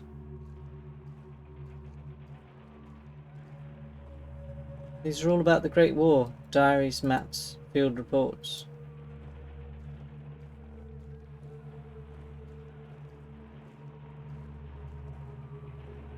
All these seem to be either novelizations of famous battles or biographies of military leaders. It is coming from this book here. A map. Séchault, France, September 1918. They called us the Harlem Hellfighters. We took that village while bombs rained on us like fire from the sky. But we took so many casualties that we were taken off the line the very next day. So many of us never went back home.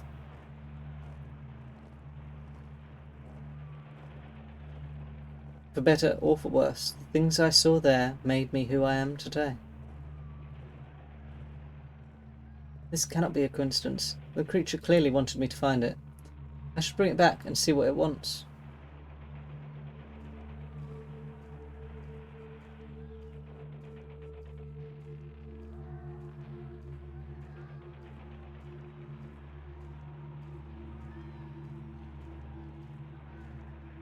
So I've got like four trigger warnings I have to put on this. It wants the book.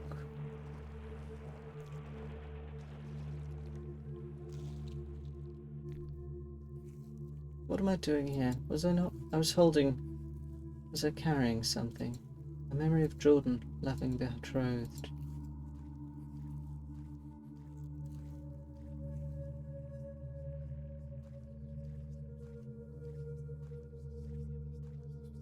Whispers.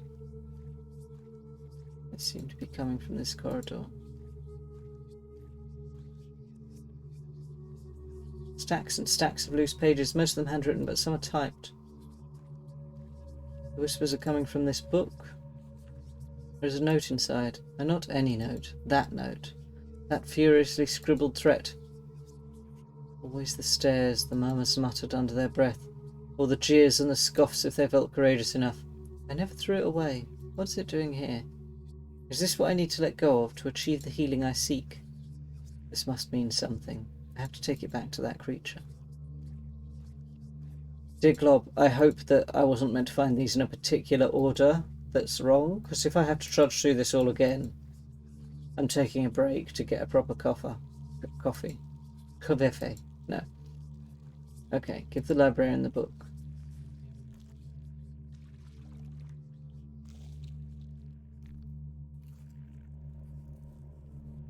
And now it's just loving betrothed.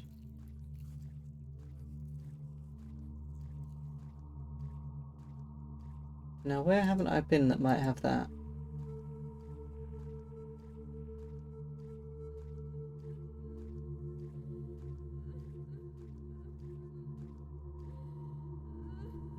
Romance novels.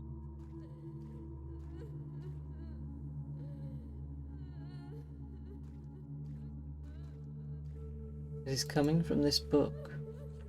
There is a letter inside. This envelope, this handwriting. I don't even need to open it. I'm sorry, Eunice. You deserved so much more. But New York felt like the place I needed to be after the war. I was so wrong. I wish I could undo all the pain I caused you. Did the creature want me to find this? Is it trying to tell me something? I guess there is only one way to know. I knew a lady called Eunice. She was very, very nice. She was the paramour of my good friend Richard, who sadly passed away from lung cancer. Really quickly. It wants the book.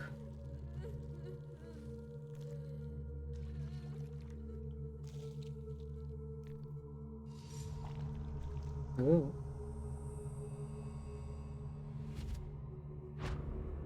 Oh.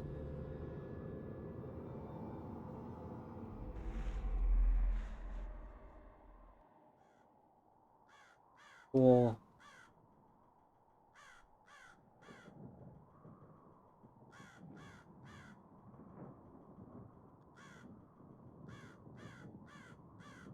Oh, do I have to click? Where am I? How did I get here? can't remember anything. Who am I? Shell crater. A crater and a dead soldier's remains. Did battle take place here? Horse carcass. Dear Lord, what happened here? Body. A soldier's corpse.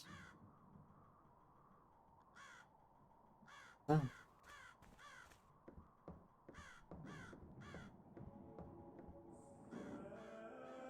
A banner. Where have I seen this banner before? It looks so familiar. Looks like a makeshift infirmary. I'm somehow familiar with these kits.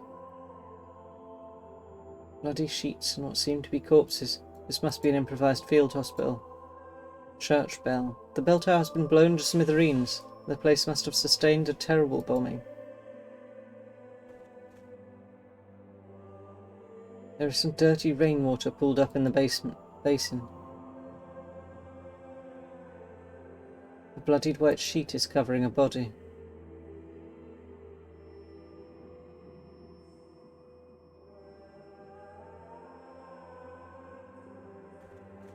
Reverend Williams. Dr. Samuels, welcome to the Chapel Perilous. I've been waiting for you. Do I know you? Apologies, I seem to have... What did you call me? It's all right. I know what you've done. It's all gone now, your name.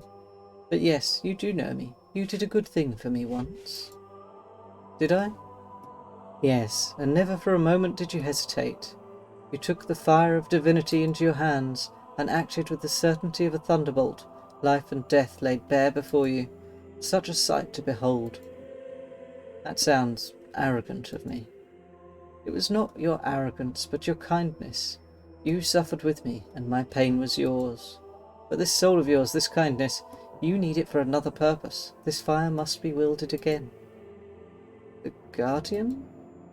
Ah, you still remember. Yes, the Guardian. Like the texts say, I must become a perfect and glorious being, or fall prey to corruption. And should this occur, I would drag thee also down with me into a dark and corrupt world. And you do also remember what brought you here, don't you? Yes, I came here seeking healing.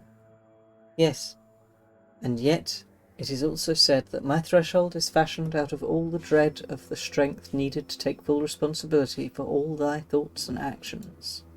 Years, many years ago, you did not take full responsibility for your thoughts and actions. This has been a burden.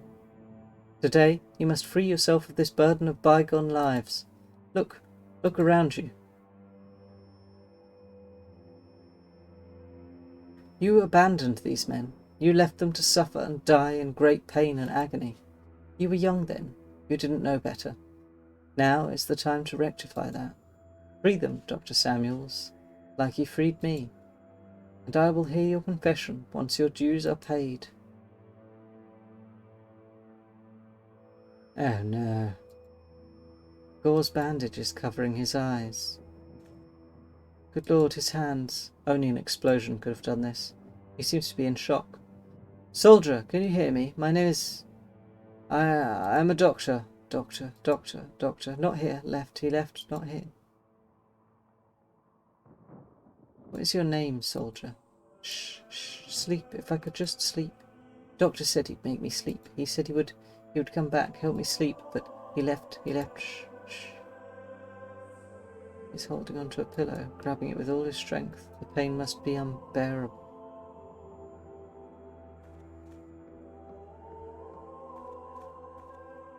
There must be something useful here.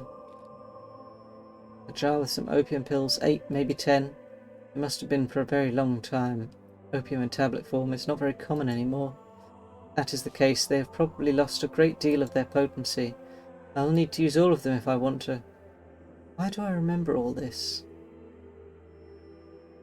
There is nothing left of use here.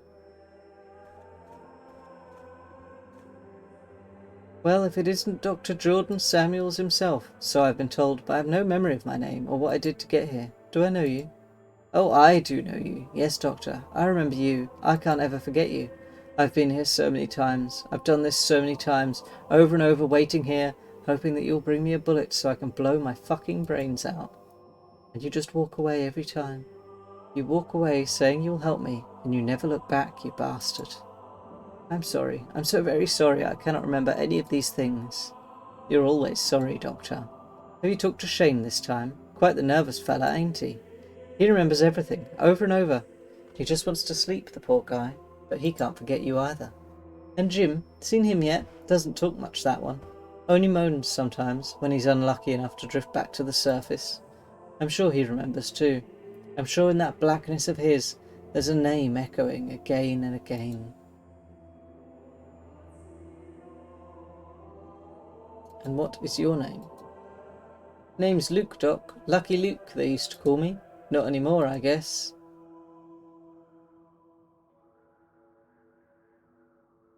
Luke, I... Say, Doc, what do you think will get me first? The gangrene or the infection? Just kidding, I already know. It has already happened so many times. Always the same way. Not going to be any different now, is it? Please, soldier, hand me over that gun. I promise I will help you. Wouldn't you like for me to do that again? Not a chance, Doctor. Get me a bullet and I'll take care of it myself. Where might I find a bullet?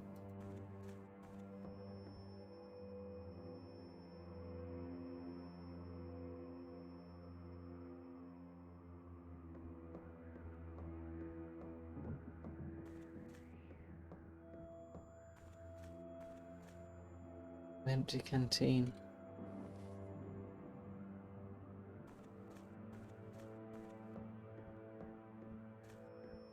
This will have to do.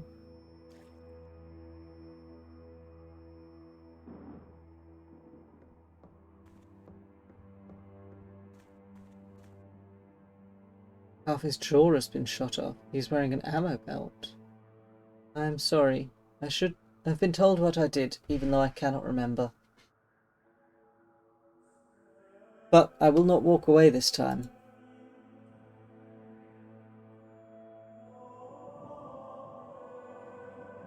Half his jaw has been shot off. He is alive somehow, but barely conscious. He will not be able to swallow these pills in his condition. He is also bleeding from his stomach, but this is not a gunshot. He must have tripped when he was shot and fallen on a piece of metal or a fence. I cannot even begin to imagine his agony.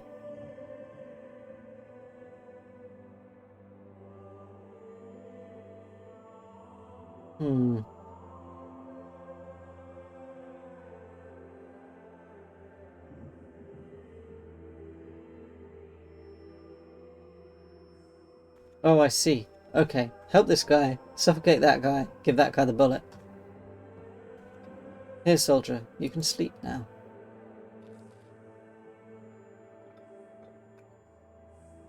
I'm sorry for having kept you here so long.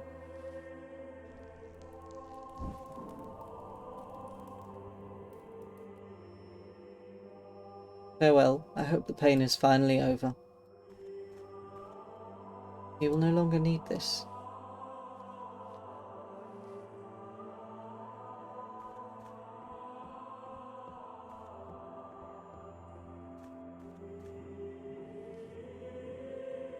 It is time to go home, soldier.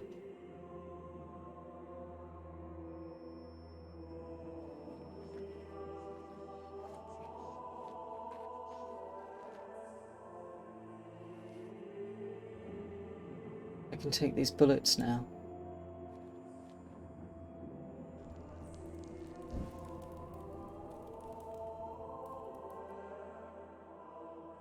Goodbye, Jim.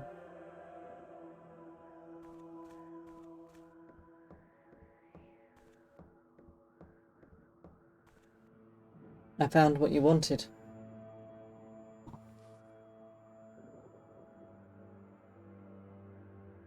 Chuckle.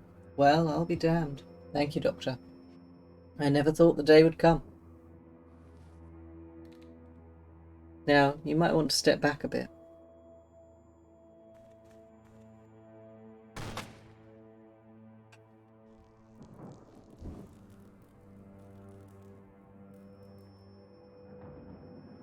I hope you found your peace at last. It is done.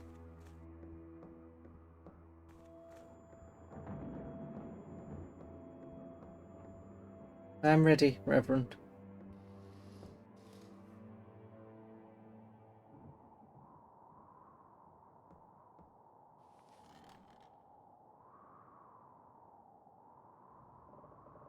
Glory be to the Father, and to the Son, and to the Holy Spirit. Is there anything you wish to confess? I don't know. I just killed 3 men. I should feel something. Relief, guilt, horror, pride, anything. The only thing I feel is empty. Hollowed out. I'm so tired. How long has this been going on? How long have I been here? Worry not. You've done well. How? What does that mean? It doesn't matter now. You're almost there, Doctor. There is but one more trial ahead of you, and you shall finally come face to face with the Guardian. But what is the point? I remember nothing, not even who I was. What will I ask? What do I want? You need only remember this. You created the Guardian the first time you ever made a choice. And you've been feeding him ever since, with every action, every decision, every act of charity, every lustful thought, every life saved. Everything you are, he is too. If your soul is corrupt, so is he, and everything you've given up, you'll need to take back from him. Only after confronting him will you be able to cross the threshold. But fear not, you will understand soon enough. Now go.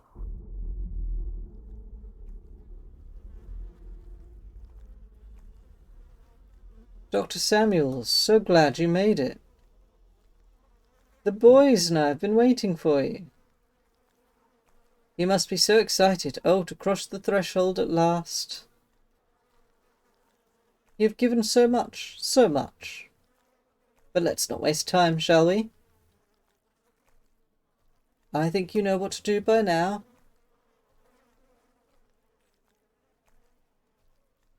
Oh, no, don't bother. There is nothing left of you but flesh. Hi, Dragonite.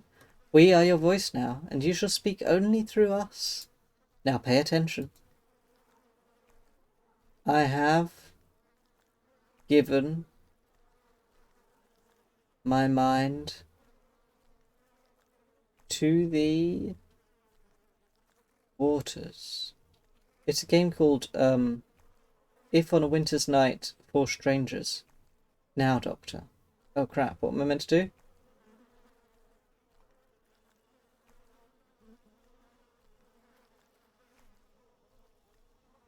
Listen carefully.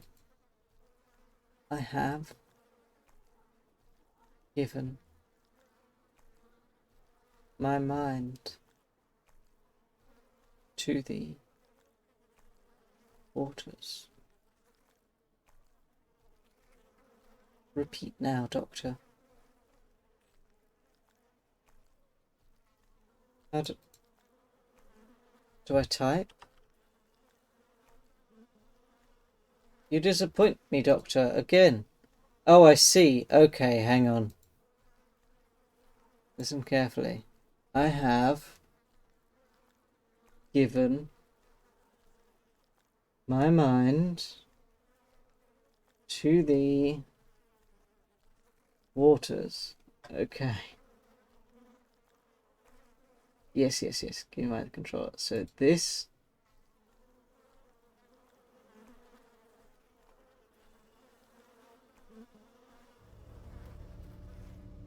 Excellent. Peel back the first layer now. It's like a set of weird, creepy stories. Most of them are just kind of sad, to be honest. Listen carefully. I have consigned my soul to the flames. Repeat, Doctor. I have consigned my soul to the flames. Good. Now the second layer. Take that scalpel and go ahead. Go ahead, do it. Do it now.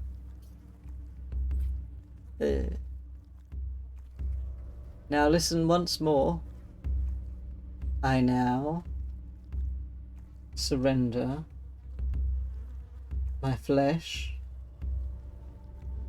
to the blade.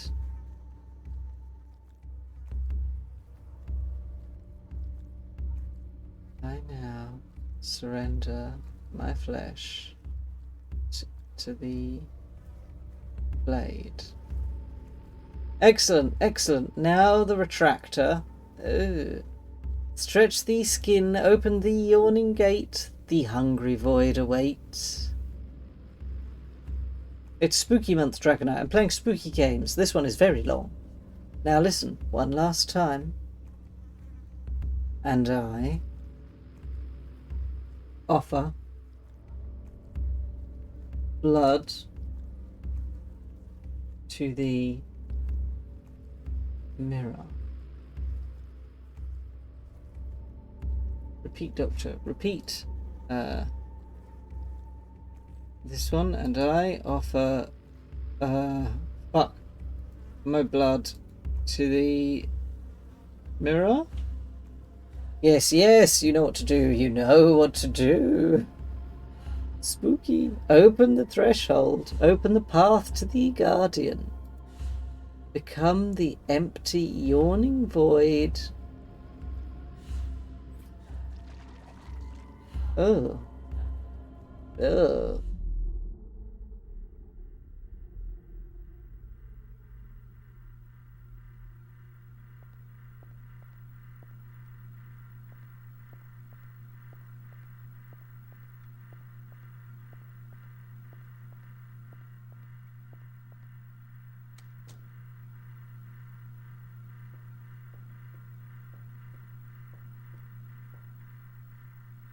What is this? Ah, the hollow one, at last. It feels like I've been stuck here for an eternity. Very well then, let us get this over with already. Exist no more now.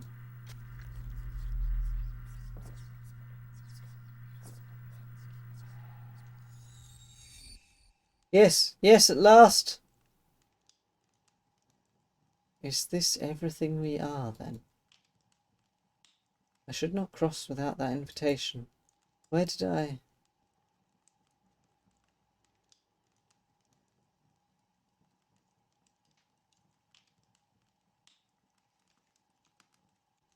Invitation?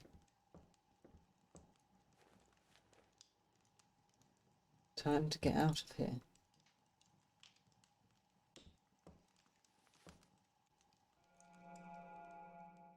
What do you have to do? I remember nothing after that. It's like a series of short stories. Well, that's quite a story. With little tiny puzzles in. The question is, where are we now? What if this is yet another test? For me, for all of us?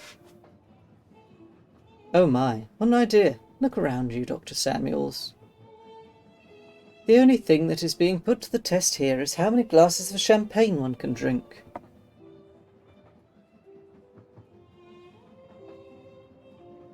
Layla, could I have a word? Sigh. Please excuse me, if you will. As I was saying, say, is it getting hot here? It does feel like it.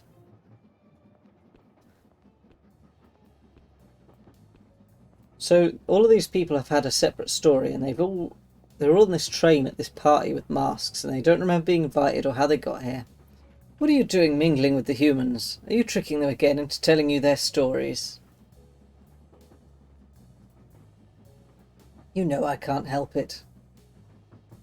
And you know it's not allowed. What do you find so fascinating about them anyway?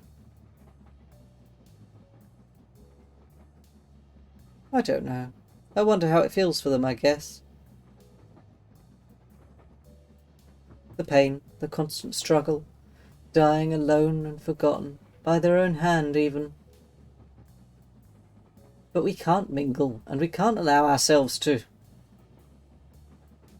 Wait, what did you mean by that?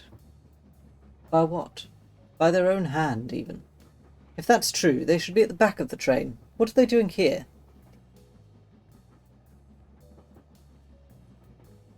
I don't know, they just told me. You heard. No, there's something else here. Don't tell me you invited them personally. Please, don't tell anybody. You gave them masks, you sent invitations, you collected them. You can't do this. They were meant for below. You know how strict the numbers are. Are you insane? These ones deserved it. You should have heard what they went through. That is not your call to make. I know. I'm really sorry. It won't happen again, I swear. Oh, for the glory of... All right. I won't say anything, but please don't do this ever again. They were meant for below. We're still going below, just a little less deep for them. Eligible for the redemption lottery every 1,444,000 years even. Maybe never. It's still a better chance than what they had up there.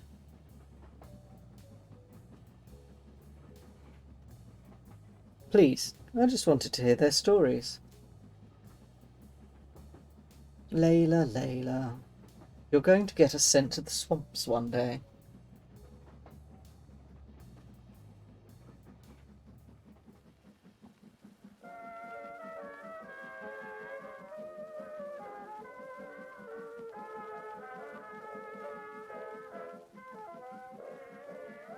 So, that's what it's called. If on a winter's night for travellers.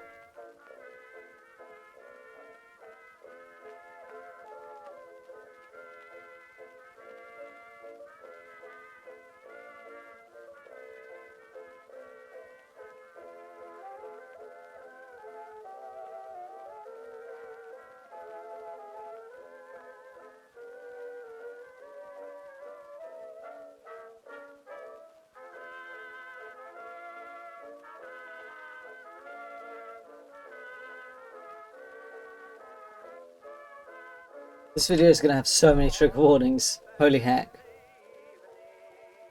A death blow is a life blow to some, who till they died did not alive become, who had they lived had died but when they died vitality begun.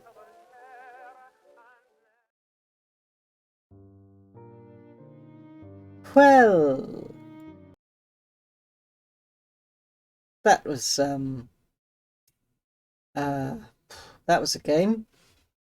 Let's see if there's something a bit lighter for the next game, shall we? Oh my. Library, please. Oh, I've missed some achievements. Let's see. If we got anything slightly less bleak.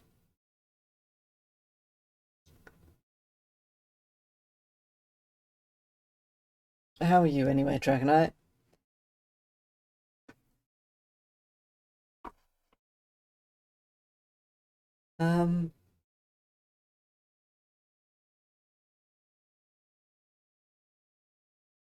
Okay, let's try this one because it looks short and cute. It's called Momotype. And again, we will have to set the window to capture it.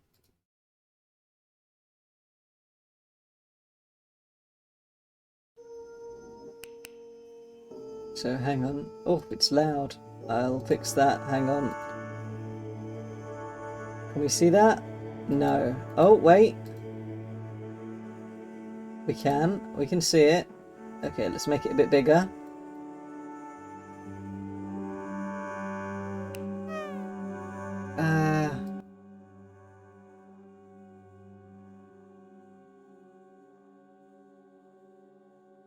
Okay. Sure, let's change to full screen and then we'll come back over here. Hang on.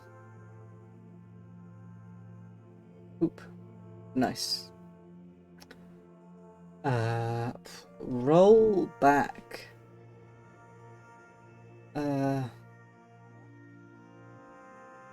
Let's just start. Your neighborhood, New Ribosome City.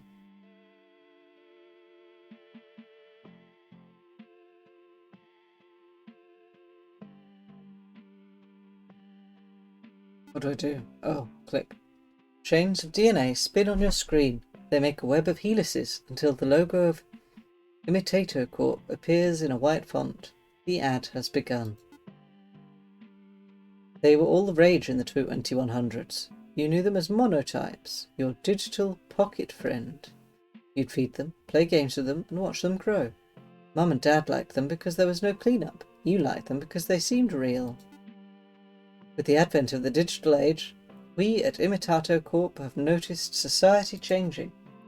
Birth rates in this country have hit an all-time low, not seen since the plague. Oh god.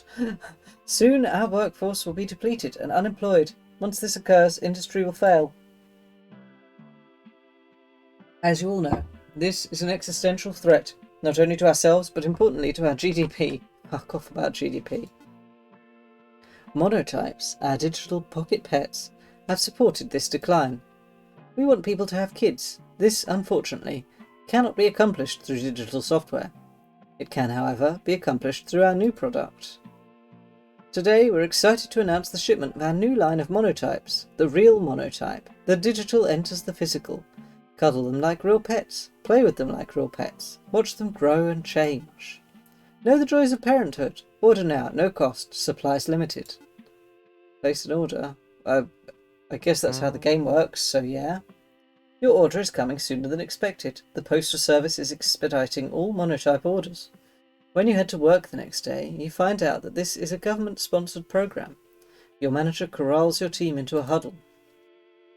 Yep, your order's been cancelled. We'll be providing work-issued ones.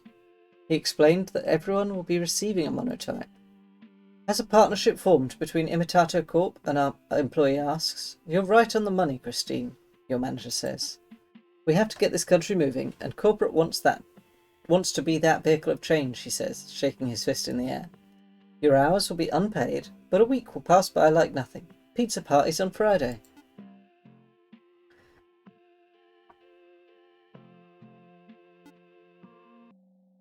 A dust storm led in the air. You are in a desert-like area. There is nothing around you besides the sound of your thoughts. You cannot find any... A friend tomorrow is a friend for life. Supplies limited. You're awake. Remnants of the dream pass and fade into static. You're back to your show. You're going to watch television until you hear noise outside your door. Someone has left something on your porch. It's for you. When you open the door, there it is, a small creature lying in a basket. It's sleeping soundly. Turn it over. The monotype you ordered has arrived. It has soft skin. Its ears are pointed. They feel like beanbags upon further inspection. It's a monotype, but in physical form, as per the ad. You want to assume it's a plushie. To your surprise, however, the monotype is warm. The terms of your purchase have not been released. Keep it. You take the creature inside. Monotypes live for approximately 7 days. A note has been packed inside the basket. Take care of them, and they will grow. Monotypes love humans, so give them some love back. It's essential for their well-being. The note ends. There is nothing else by way of instructions. You decide it's time for bed. A collection of particles circle around. They are diluted with a heavy substance, though you can't tell what. In your dream, the particles attempt to create form, and in doing so assemble into a storm. Inside the storm there is no one and nothing, except small spaces where it's immeasurably dark. Gosh, that's loud. Your vision recedes. You look from a bird's eye view into the storm, hoping to get a better look. As soon as you think you spot a person, the particles scatter. You repeat this process until finally you realise you're completely alone. God, it's loud. The dream ends. I turned it down. Why is it still so loud? That would have been deafening otherwise. You hear shuffling by your bed. You wake up to see what is moving. The monotype is by your feet. It's cute. Hello, parent. Momo will stay with you for the rest of your life. Do you love Momo? I thought they only lived for 7 days. Am I only going to live for 7 days? Momo already knows the answer. I love Momo. Momo has received this well. Your answer was never in question. After all, he's cute. A moment passes. Momo's stomach begins grumbling. Now that you think about it, how does Momo manage to eat? Or speak, for that matter? Momo thinks you have good taste in interior design. Very postmodern. By the way, what does postmodern mean? Momo saw it on a book from your shelf. Truthfully, you don't know. Momo is now humming the Imitato Corp jingle. Is Momo herbivorous? A carnivore? You don't know yet, but he seems to like pancakes. He's now full of energy. Aww. Play with Momo. Momo flies into the air. They're surprisingly heavy. Keep going, parent! After 30 minutes of using Momo like an exercise ball, you're tired. You drop him onto the floor, and while he lies there absently, you take a moment to catch your breath. This results in some confusion. Momo seems fidgety. Parent, Momo still wants to play. You resume chucking Momo into the air. At some point, his body, smashes into the ceiling, and to your surprise, he is unaffected. He requests that you keep going. This process is repeated until your arms give out. Thank you, parent. Could you cook pancakes tomorrow? Momo asks. Then he hops off. You lay crumpled on the floor. Upstairs, you can hear small thuds in the hallway. They eventually lead to your bedroom, and soon enough the noise stops. Momo looks like a plush doll. He lays like a pile of goo. You've decided to pet him, but to your surprise his body is taut. Underneath is a muscle-bound creature. In the theatre of Momo's mind there is nothing. The only thing that can be made out is the appearance of a person. Momo is dreaming about someone, and it's most likely you. You're back in the desert, still in the bird's eye view. The particles have ceased to move. You know that you've been waiting a long time. Longer than you've waited in real life. You want something to happen. You know this is a dream, but the particles, your buoyed vision, the endless wait. Years could pass without contradiction. For now, this is everything. As you've been waiting, it's very loud. The particles have started moving. They scatter like dust, above you even higher than where you currently are. It starts raining to an innumerable degree. You ascend. I chose this because I thought it would be cute and not require loads more reading. You are now in the clouds. The rain is below you.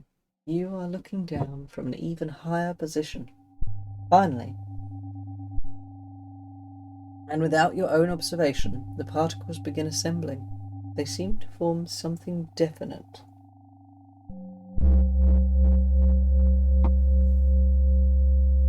You are now in the clouds. The rain is below you. You are looking down from an even higher position. Finally, and without your own observation, the particles begin assembling. They seem to form something definite. You don't notice the figure below you until you see a hand waving. It's a new day. At a hallway? Momo heard that this country's GDP is on the fritz. Soon, nobody will be making babies anymore. Banks will go under, food will be short, mass suicides all around. Will Momo be there for it? No, Momo has a bunker out in southwest Ribo City. Very safe, well stocked. How does Momo know so much about the world? Intuition. Does Momo know where bunker is? No, and he does not like revealing such details. Parent, can Momo ask you a question? What is GDP? Momo pauses. Momo does not know what a bunker is, to tell you the truth. Is it a type of pancake? Momo has not yet decided what to eat. You want him to try new foods. What should you give him? How about an artichoke? According to Momo, the artichoke heart looks like a flower, and because flowers are pretty, this word's not yours. His word's not yours. He graciously eats it. Why is this food shaped this way? Is all food shaped this way? Why do we eat, parent? You do not have reasonable answers to these queries. The world truly is strange, Momo says. Life with Momo is relatively simple. They are a crude mix between a child and a virtual pet. Concerning this, You don't have any particular feelings. However, this does make it difficult when asked questions concerning Momo's identity. Is Momo human, he asks.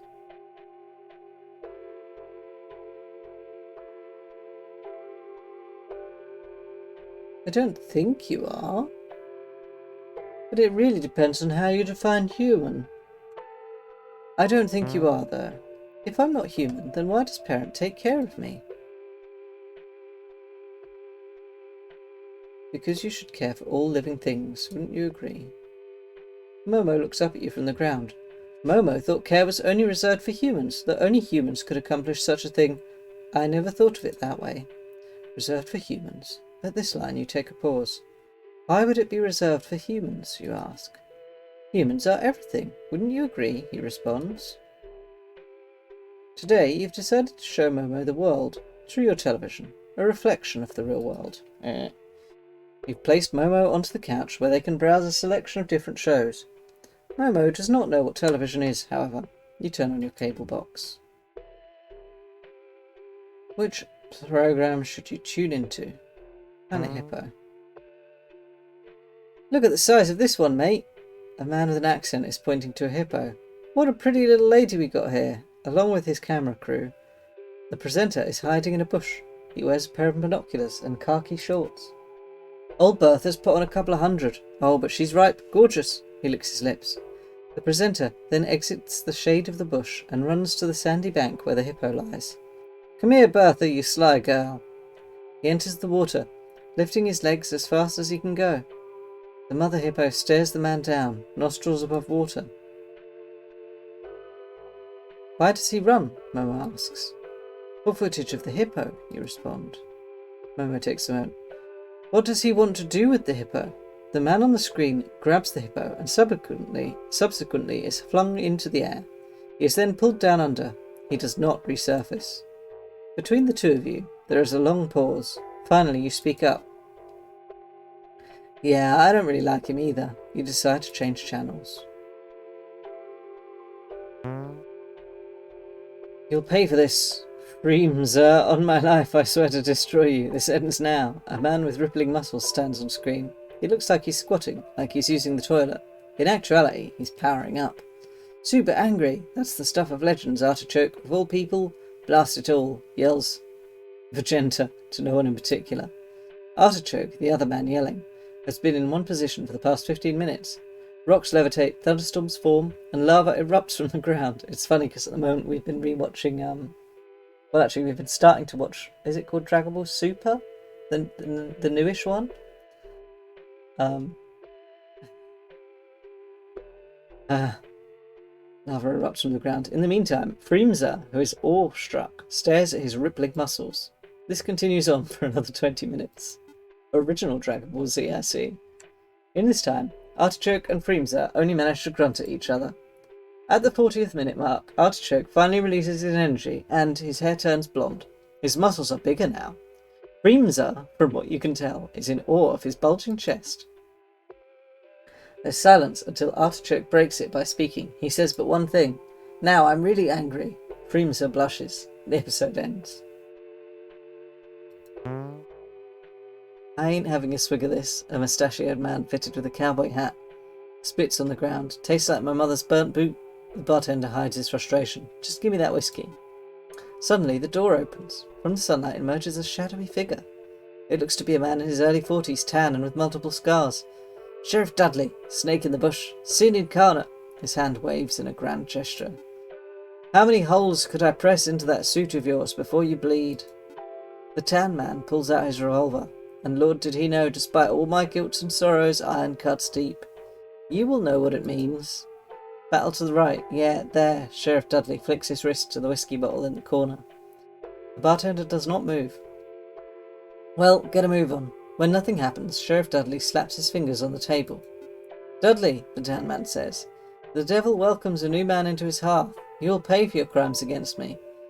Dudley stares down, then sucks his teeth. The tan man has cocked his gun. Well, dog, the sheriff does not move. Gonna get up, or you a cock with no butt? The whistle of a bullet is preceded by a hole appearing in the tan man's head. The words do not exit his mouth, and his face drops its expression. He falls to the floor. Language there, partner. Sheriff Dudley turns to the bartender, a grimace on his face. How many times I gotta ask? After watching TV, those were all weird and violent. You decide it's time for bed. Momo hobbles up the stairs. You cook something for yourself, then call it a night. Momo sleeps soundly. In the theatre of Momo's mind, they are studying hippos. For Momo, their vision has collapsed on this image. It is all they are currently dreaming of. In your dream, the particles have formed a shadow. From your height, you believe the shadow to be your own. It is overcast. There is no available light. A question arises and presents a contradiction. How can shadows exist if there is no light? You already know why. Ach, so loud! You descend to the earth. The shadow mimics your movement and rises up. It is not a shadow. It is face to face to you now. When you move your right arm, it moves its right arm. When you move your left, it does the same. This dark formation mimics your every move. You find it unnerving. You decide to dig into the earth. You want to hide until it goes away. As you descend, the shadow rises into the air and becomes the object projecting its figure onto the earth. You realize that you are the shadow, and the dark formation by contrast has become you. You have switched positions. You feel a tinge of regret. Momo has woken up excited. Could he try something new, he asks.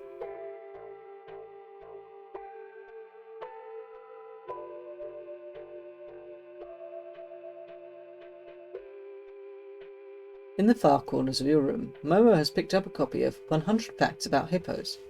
You do not know how this book appeared in your house. He has been reading since daytime. Parent, would you like to know a hippo fact? Yes.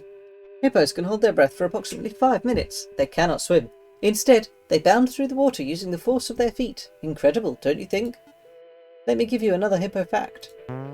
Hippos are known to live in small herds of up to 10 to 20 other hippos. They are led by a dominant hippo, while the others are submissive to him. Essentially, it's a harem. By the way, what is a harem? Ooh, and there's another thing about hippos.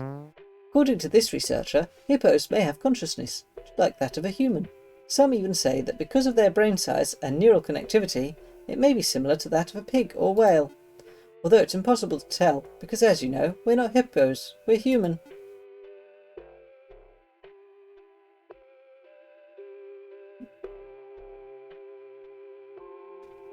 Sure, let's just...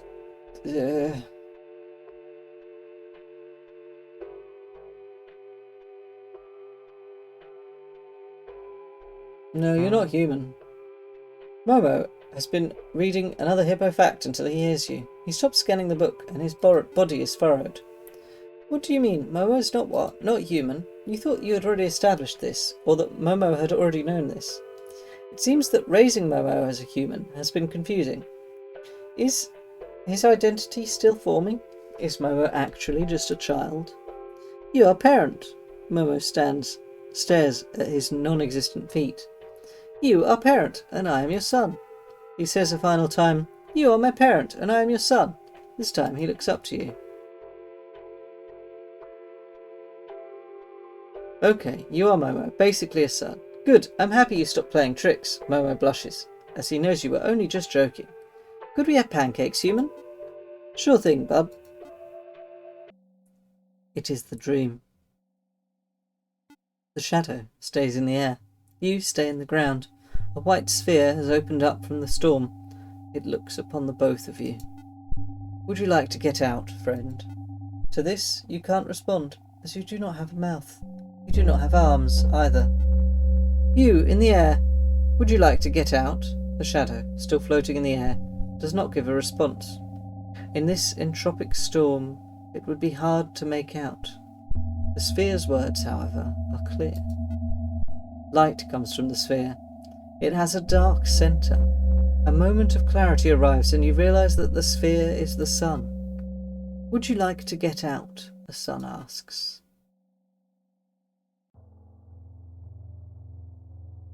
Congratulations! Momo has evolved. They have grown hippo feet. Momo has been staring in the mirror since morning. They have not left. Why have I grown feet? They shuffle in the mirror. Why do I look like this? They turn around in the mirror. Why does my face look like this? I shouldn't look like this. Why is this happening? Where are my hands? Where are my fingers? What happened, parent? To take Momo's mind off his recent transformation, you've decided to play some television for him. Crikey, mate, Bertha's gotten even thicker. The man from last time is back. He is wearing a cast around his neck. His khakis have been lined with sweat all along his crotch area. Now, Bertha, I know we have our issues, sweetie, but let's bygones be bygones. The hippo charges at him, and once more he is flung into the air. He falls on the ground, this time making a loud thud.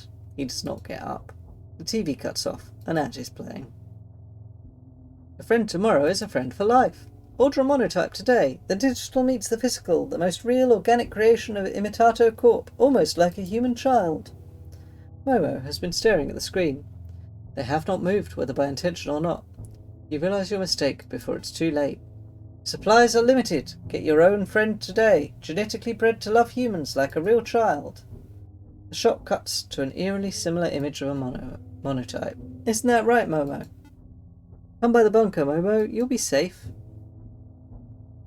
The TV ad ends, and the previous programming continues. You want to go to bed, Momo? You ask meekly. There is no response, and Momo does not want to give you the courtesy of one, or at least that's what seems to be the case. Bed? You ask another time. When no response comes, you inevitably head back to your own room. Momo knows where to go, you think. In the theatre of Momo's mind, he is seeing his brothers and sisters. The sky is bright in your dream. A cold chill has found itself in the air, and wherever you are, you feel it. Would you like to get out? The sun asks. You're not in the earth anymore. You're standing upright, face to face with your shadow. They've descended. Would you like to get out? The sun asks once more. The shadow then speaks. Yes, I would like to get out. You are puzzled. When you move your hand, the shadow moves his. When you move, he mirrors you. Was the shadow yourself since the beginning? No, you think. Before you can realise the shadow's true nature, they have already moved into the far recesses of some other place. They have moved on, and yet you are still here. In the far corners of your dream, particles have been collecting together. Momo is not in bed. You cannot find him. Poor Momo. He is not in the hallway. You find Momo in front of the mirror. He is staring at himself. I thought you were a parent. If not parent, then a human who loved me. You are neither. This is fake. Will I grow up parent, or am I just a pet to be discarded after serving my purpose? I will never grow up parent, will I? You can hear pain in Momo's voice. Did you think this was all right, he asks, to give me such a cruel life? You're about to speak, but you're cut off. I'm nothing, a pale imitation, a freak, a process of ideas. This is not funny. Momo looks to you. Everything I will or ever be is centred around you. You are my one love, parent. I am, after all, your child. Momo's mind is ablaze. They are staring into you. You're the most beautiful thing I have ever seen, and to make it even worse, you're entirely real. I can never come close to you. I'm not even real. Momo inhales. Please no, he pauses. I love you so much it hurts my insides. I want to tear out everything in me so that I can be at your side. I want to love you for forever. I've never told you this, parent. Is it even possible? Momo gives his final words. No, it isn't. I only know one thing. You are not human. You are Freemza, the Tan Man, the Hippo Man, evil, less than human, nothing. Momo hops away. His body jiggles with each step. Momo is nowhere to be found for the rest of the day. You head for bed, unable to fall asleep. You are anxious for the new day. In Momo's dream, they are a hippo. With the absence of your shadow, the sun has since disappeared. Time has continued to pass. It was a trick of the mind, you hear someone say. Who knows what we'll find in this storm? I'm already you, friend. You're already me, the voice continues. From the horizon, there appears the sun once more. I'm already you. It gets even brighter now. You're already me. Standing in the bleached centre of this desert is a lone body. It is you. You look behind it to see your shadow being cast by the sun. It has returned, and not by their own choice. Do you want to get out? The voice ends. Your shadow stays beside you. It will not move by itself anymore. Wake up, parent. What is Momo anyways? A pancake? A bunker? Is Momo an idea? Momo's body is taut. In the depths of their eyes, you see a tunnel. Will you love me? Momo asks. Run, I guess. You run to the hallway. It is empty. The light from the streets reflects into the space. Though you cannot see well, you can make out what is behind you. I don't actually love you, huh? What's that? You don't love me? Why don't you love me? I'm everything you could ever ask for and more. I'm made for you, developed for you. What more do you need? The creature looks at you from a towering height. I wish I had no eyes so I could never see you. I love you so much. Does it just continue? You've entered your living room. The creature has chased after you. If only I was born in a different body. I'm an abomination, a deviant. You are everything I ever wished to be. Please love me. I read the tag in my basket. I only live for 7 days, right? Is this true, parent? But I don't want to die. Oh, I'm sorry, Momo. You make me vomit. No human could be this cruel. To raise me as his plaything. I reject it. So I'm designed to love you. I love myself. I am human. You are the creature. A disgusting parasite. A worm. Do you like being stomped, you worm? I know you'll like it. This time it won't be fake. Momo reaches for your neck. Ah! Know that I still love you. How could I not? You're blacking out. Was I designed to love you, parent? Even so, does it matter? This is the most real thing to me. Please answer me. Parent? Parent? Parent? A dust storm, lead in the air. You are in a desert-like area. There is nothing around you beside the sound of your thoughts. You cannot find anyone. It is very lonely. You decide to craft a mirror. It is made out of particles circling the air. In the mirror, you see your reflection. Your swarthy figure walks out of the mirror. The borders between the glass and the desert have vanished. Your reflection is now in front of you, and you are both standing together. Your clone stares at you puzzled. You cannot tell if they're conscious. Are they even alive? Unbeknownst to you, however, the clone is having the same thoughts. The vast terrain that separates you is not one of physical distance. It's something more tragic. You both realize that you will never experience anything other than yourselves. You realize that you are your own world and nothing more. The shadow vanishes. The desert, despite all your attempts, is empty. Parent, you're conscious. I can't see anything. There's nothing in front of me. Where am I, parent? There's a long pause. You cannot say a word, as your throat's been crushed. All around you there is darkness. The lights from the street illuminate everything into vague shapes, but nothing you can truly make out. You hear the sound of your heart beating, and in this dark room the air sits heavy. I can't see myself, parent. I can't. Where am I, and where are you? I had one more thing to ask. All you can see are vague shadows crossing your line of sight. One of the shadows is Momo. They are large and warm. Your leg grazes his body, and to your surprise he is soft. Can we be friends, parent? Pretty please, pretty please, pretty please. That makes the most sense, parent. For once I agree. Momo takes one more look at himself.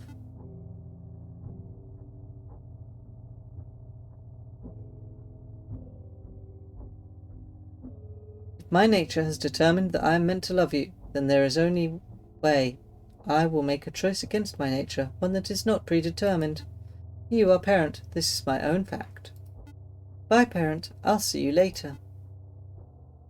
Momo has jumped onto the city streets. They have hit the ground with a tremendous thud. You think you see Momo's shadow, but, in fact, a pool of blood has begun to form. There are no lights to illuminate Momo's form. They are pitch black. From what you can assume, Momo has died. Oh, poor Momo. 2-for-1 sale. Call right now for your Momotype today. Your TV has been turned on. The glow from behind draws you closer. Did you love Momo? it is Momo's voice. This is not just an ad. Yes? Would you like to stay Momo's parent? Because Momo will love you till the end of time. You hear sirens in the distance amid the words you are now hearing. Is it real to you? Could you still be my parent? Trick question. None of that matters. I can't tell you how relieved I feel. You cannot reply. Your throat does not work. Will it ever matter to you? Momo is on the screen. It's the Momo you have taken care of, but they are on your digital display. Confusion hits you. How are you here, you ask? Did Momo ever tell you this, parent? Momo will be everywhere. In the meantime, would you like a fact about what you're seeing? Momo leans in closer. In your wiring, in your dreams, inside of you, everywhere. You cannot stop to think as you stare at the screen. It's okay, parent. Is pretending faking anyways? You're about to give your answer, but pretending can be very real, more real than real. Momo is excited. You're Momo's pet now. The monotype on the screen has become humming the Imitato Corp jingle. The light has escaped from the television. You are alone in the middle of your living room. You hear static. All around you are shadows. The end.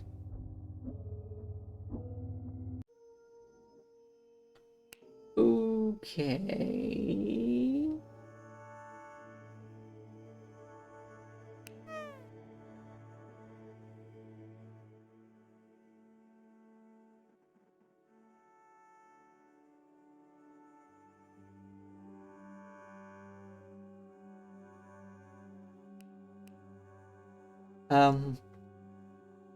Right. That was a bit bleak and sad, wasn't it? Slightly more cheerful than the last one, though, I suppose.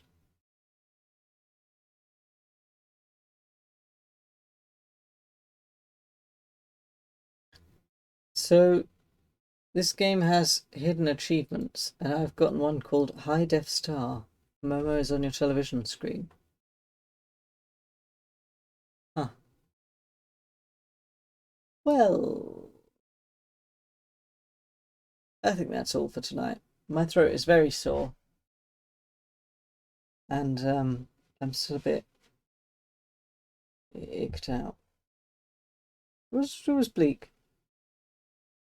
It was quite bleak. What a bleak evening. Very bleak indeed. So, thanks for joining me, question mark. If you join the Discord, here is the Discord. You can vote on what big spooky game I play. I think I'm doing it on Sunday. So the choices are Dead Space, Dying Light, Soma, or Alien Isolation. So do give a vote. I will probably have a heart attack with any of them. And I thought it might be nice to get like half of the month playing these spooky games. But yes, I really do have to go and get a proper drink. Maybe have a cough sweet, cook dinner, look after my baby. You know, release my partner from looking after the baby. And see you all again soon. So, yeah, be good. Thank you for joining me. Drink enough water and have a lovely time. Love. Bye. This video is going to have so many trigger warnings.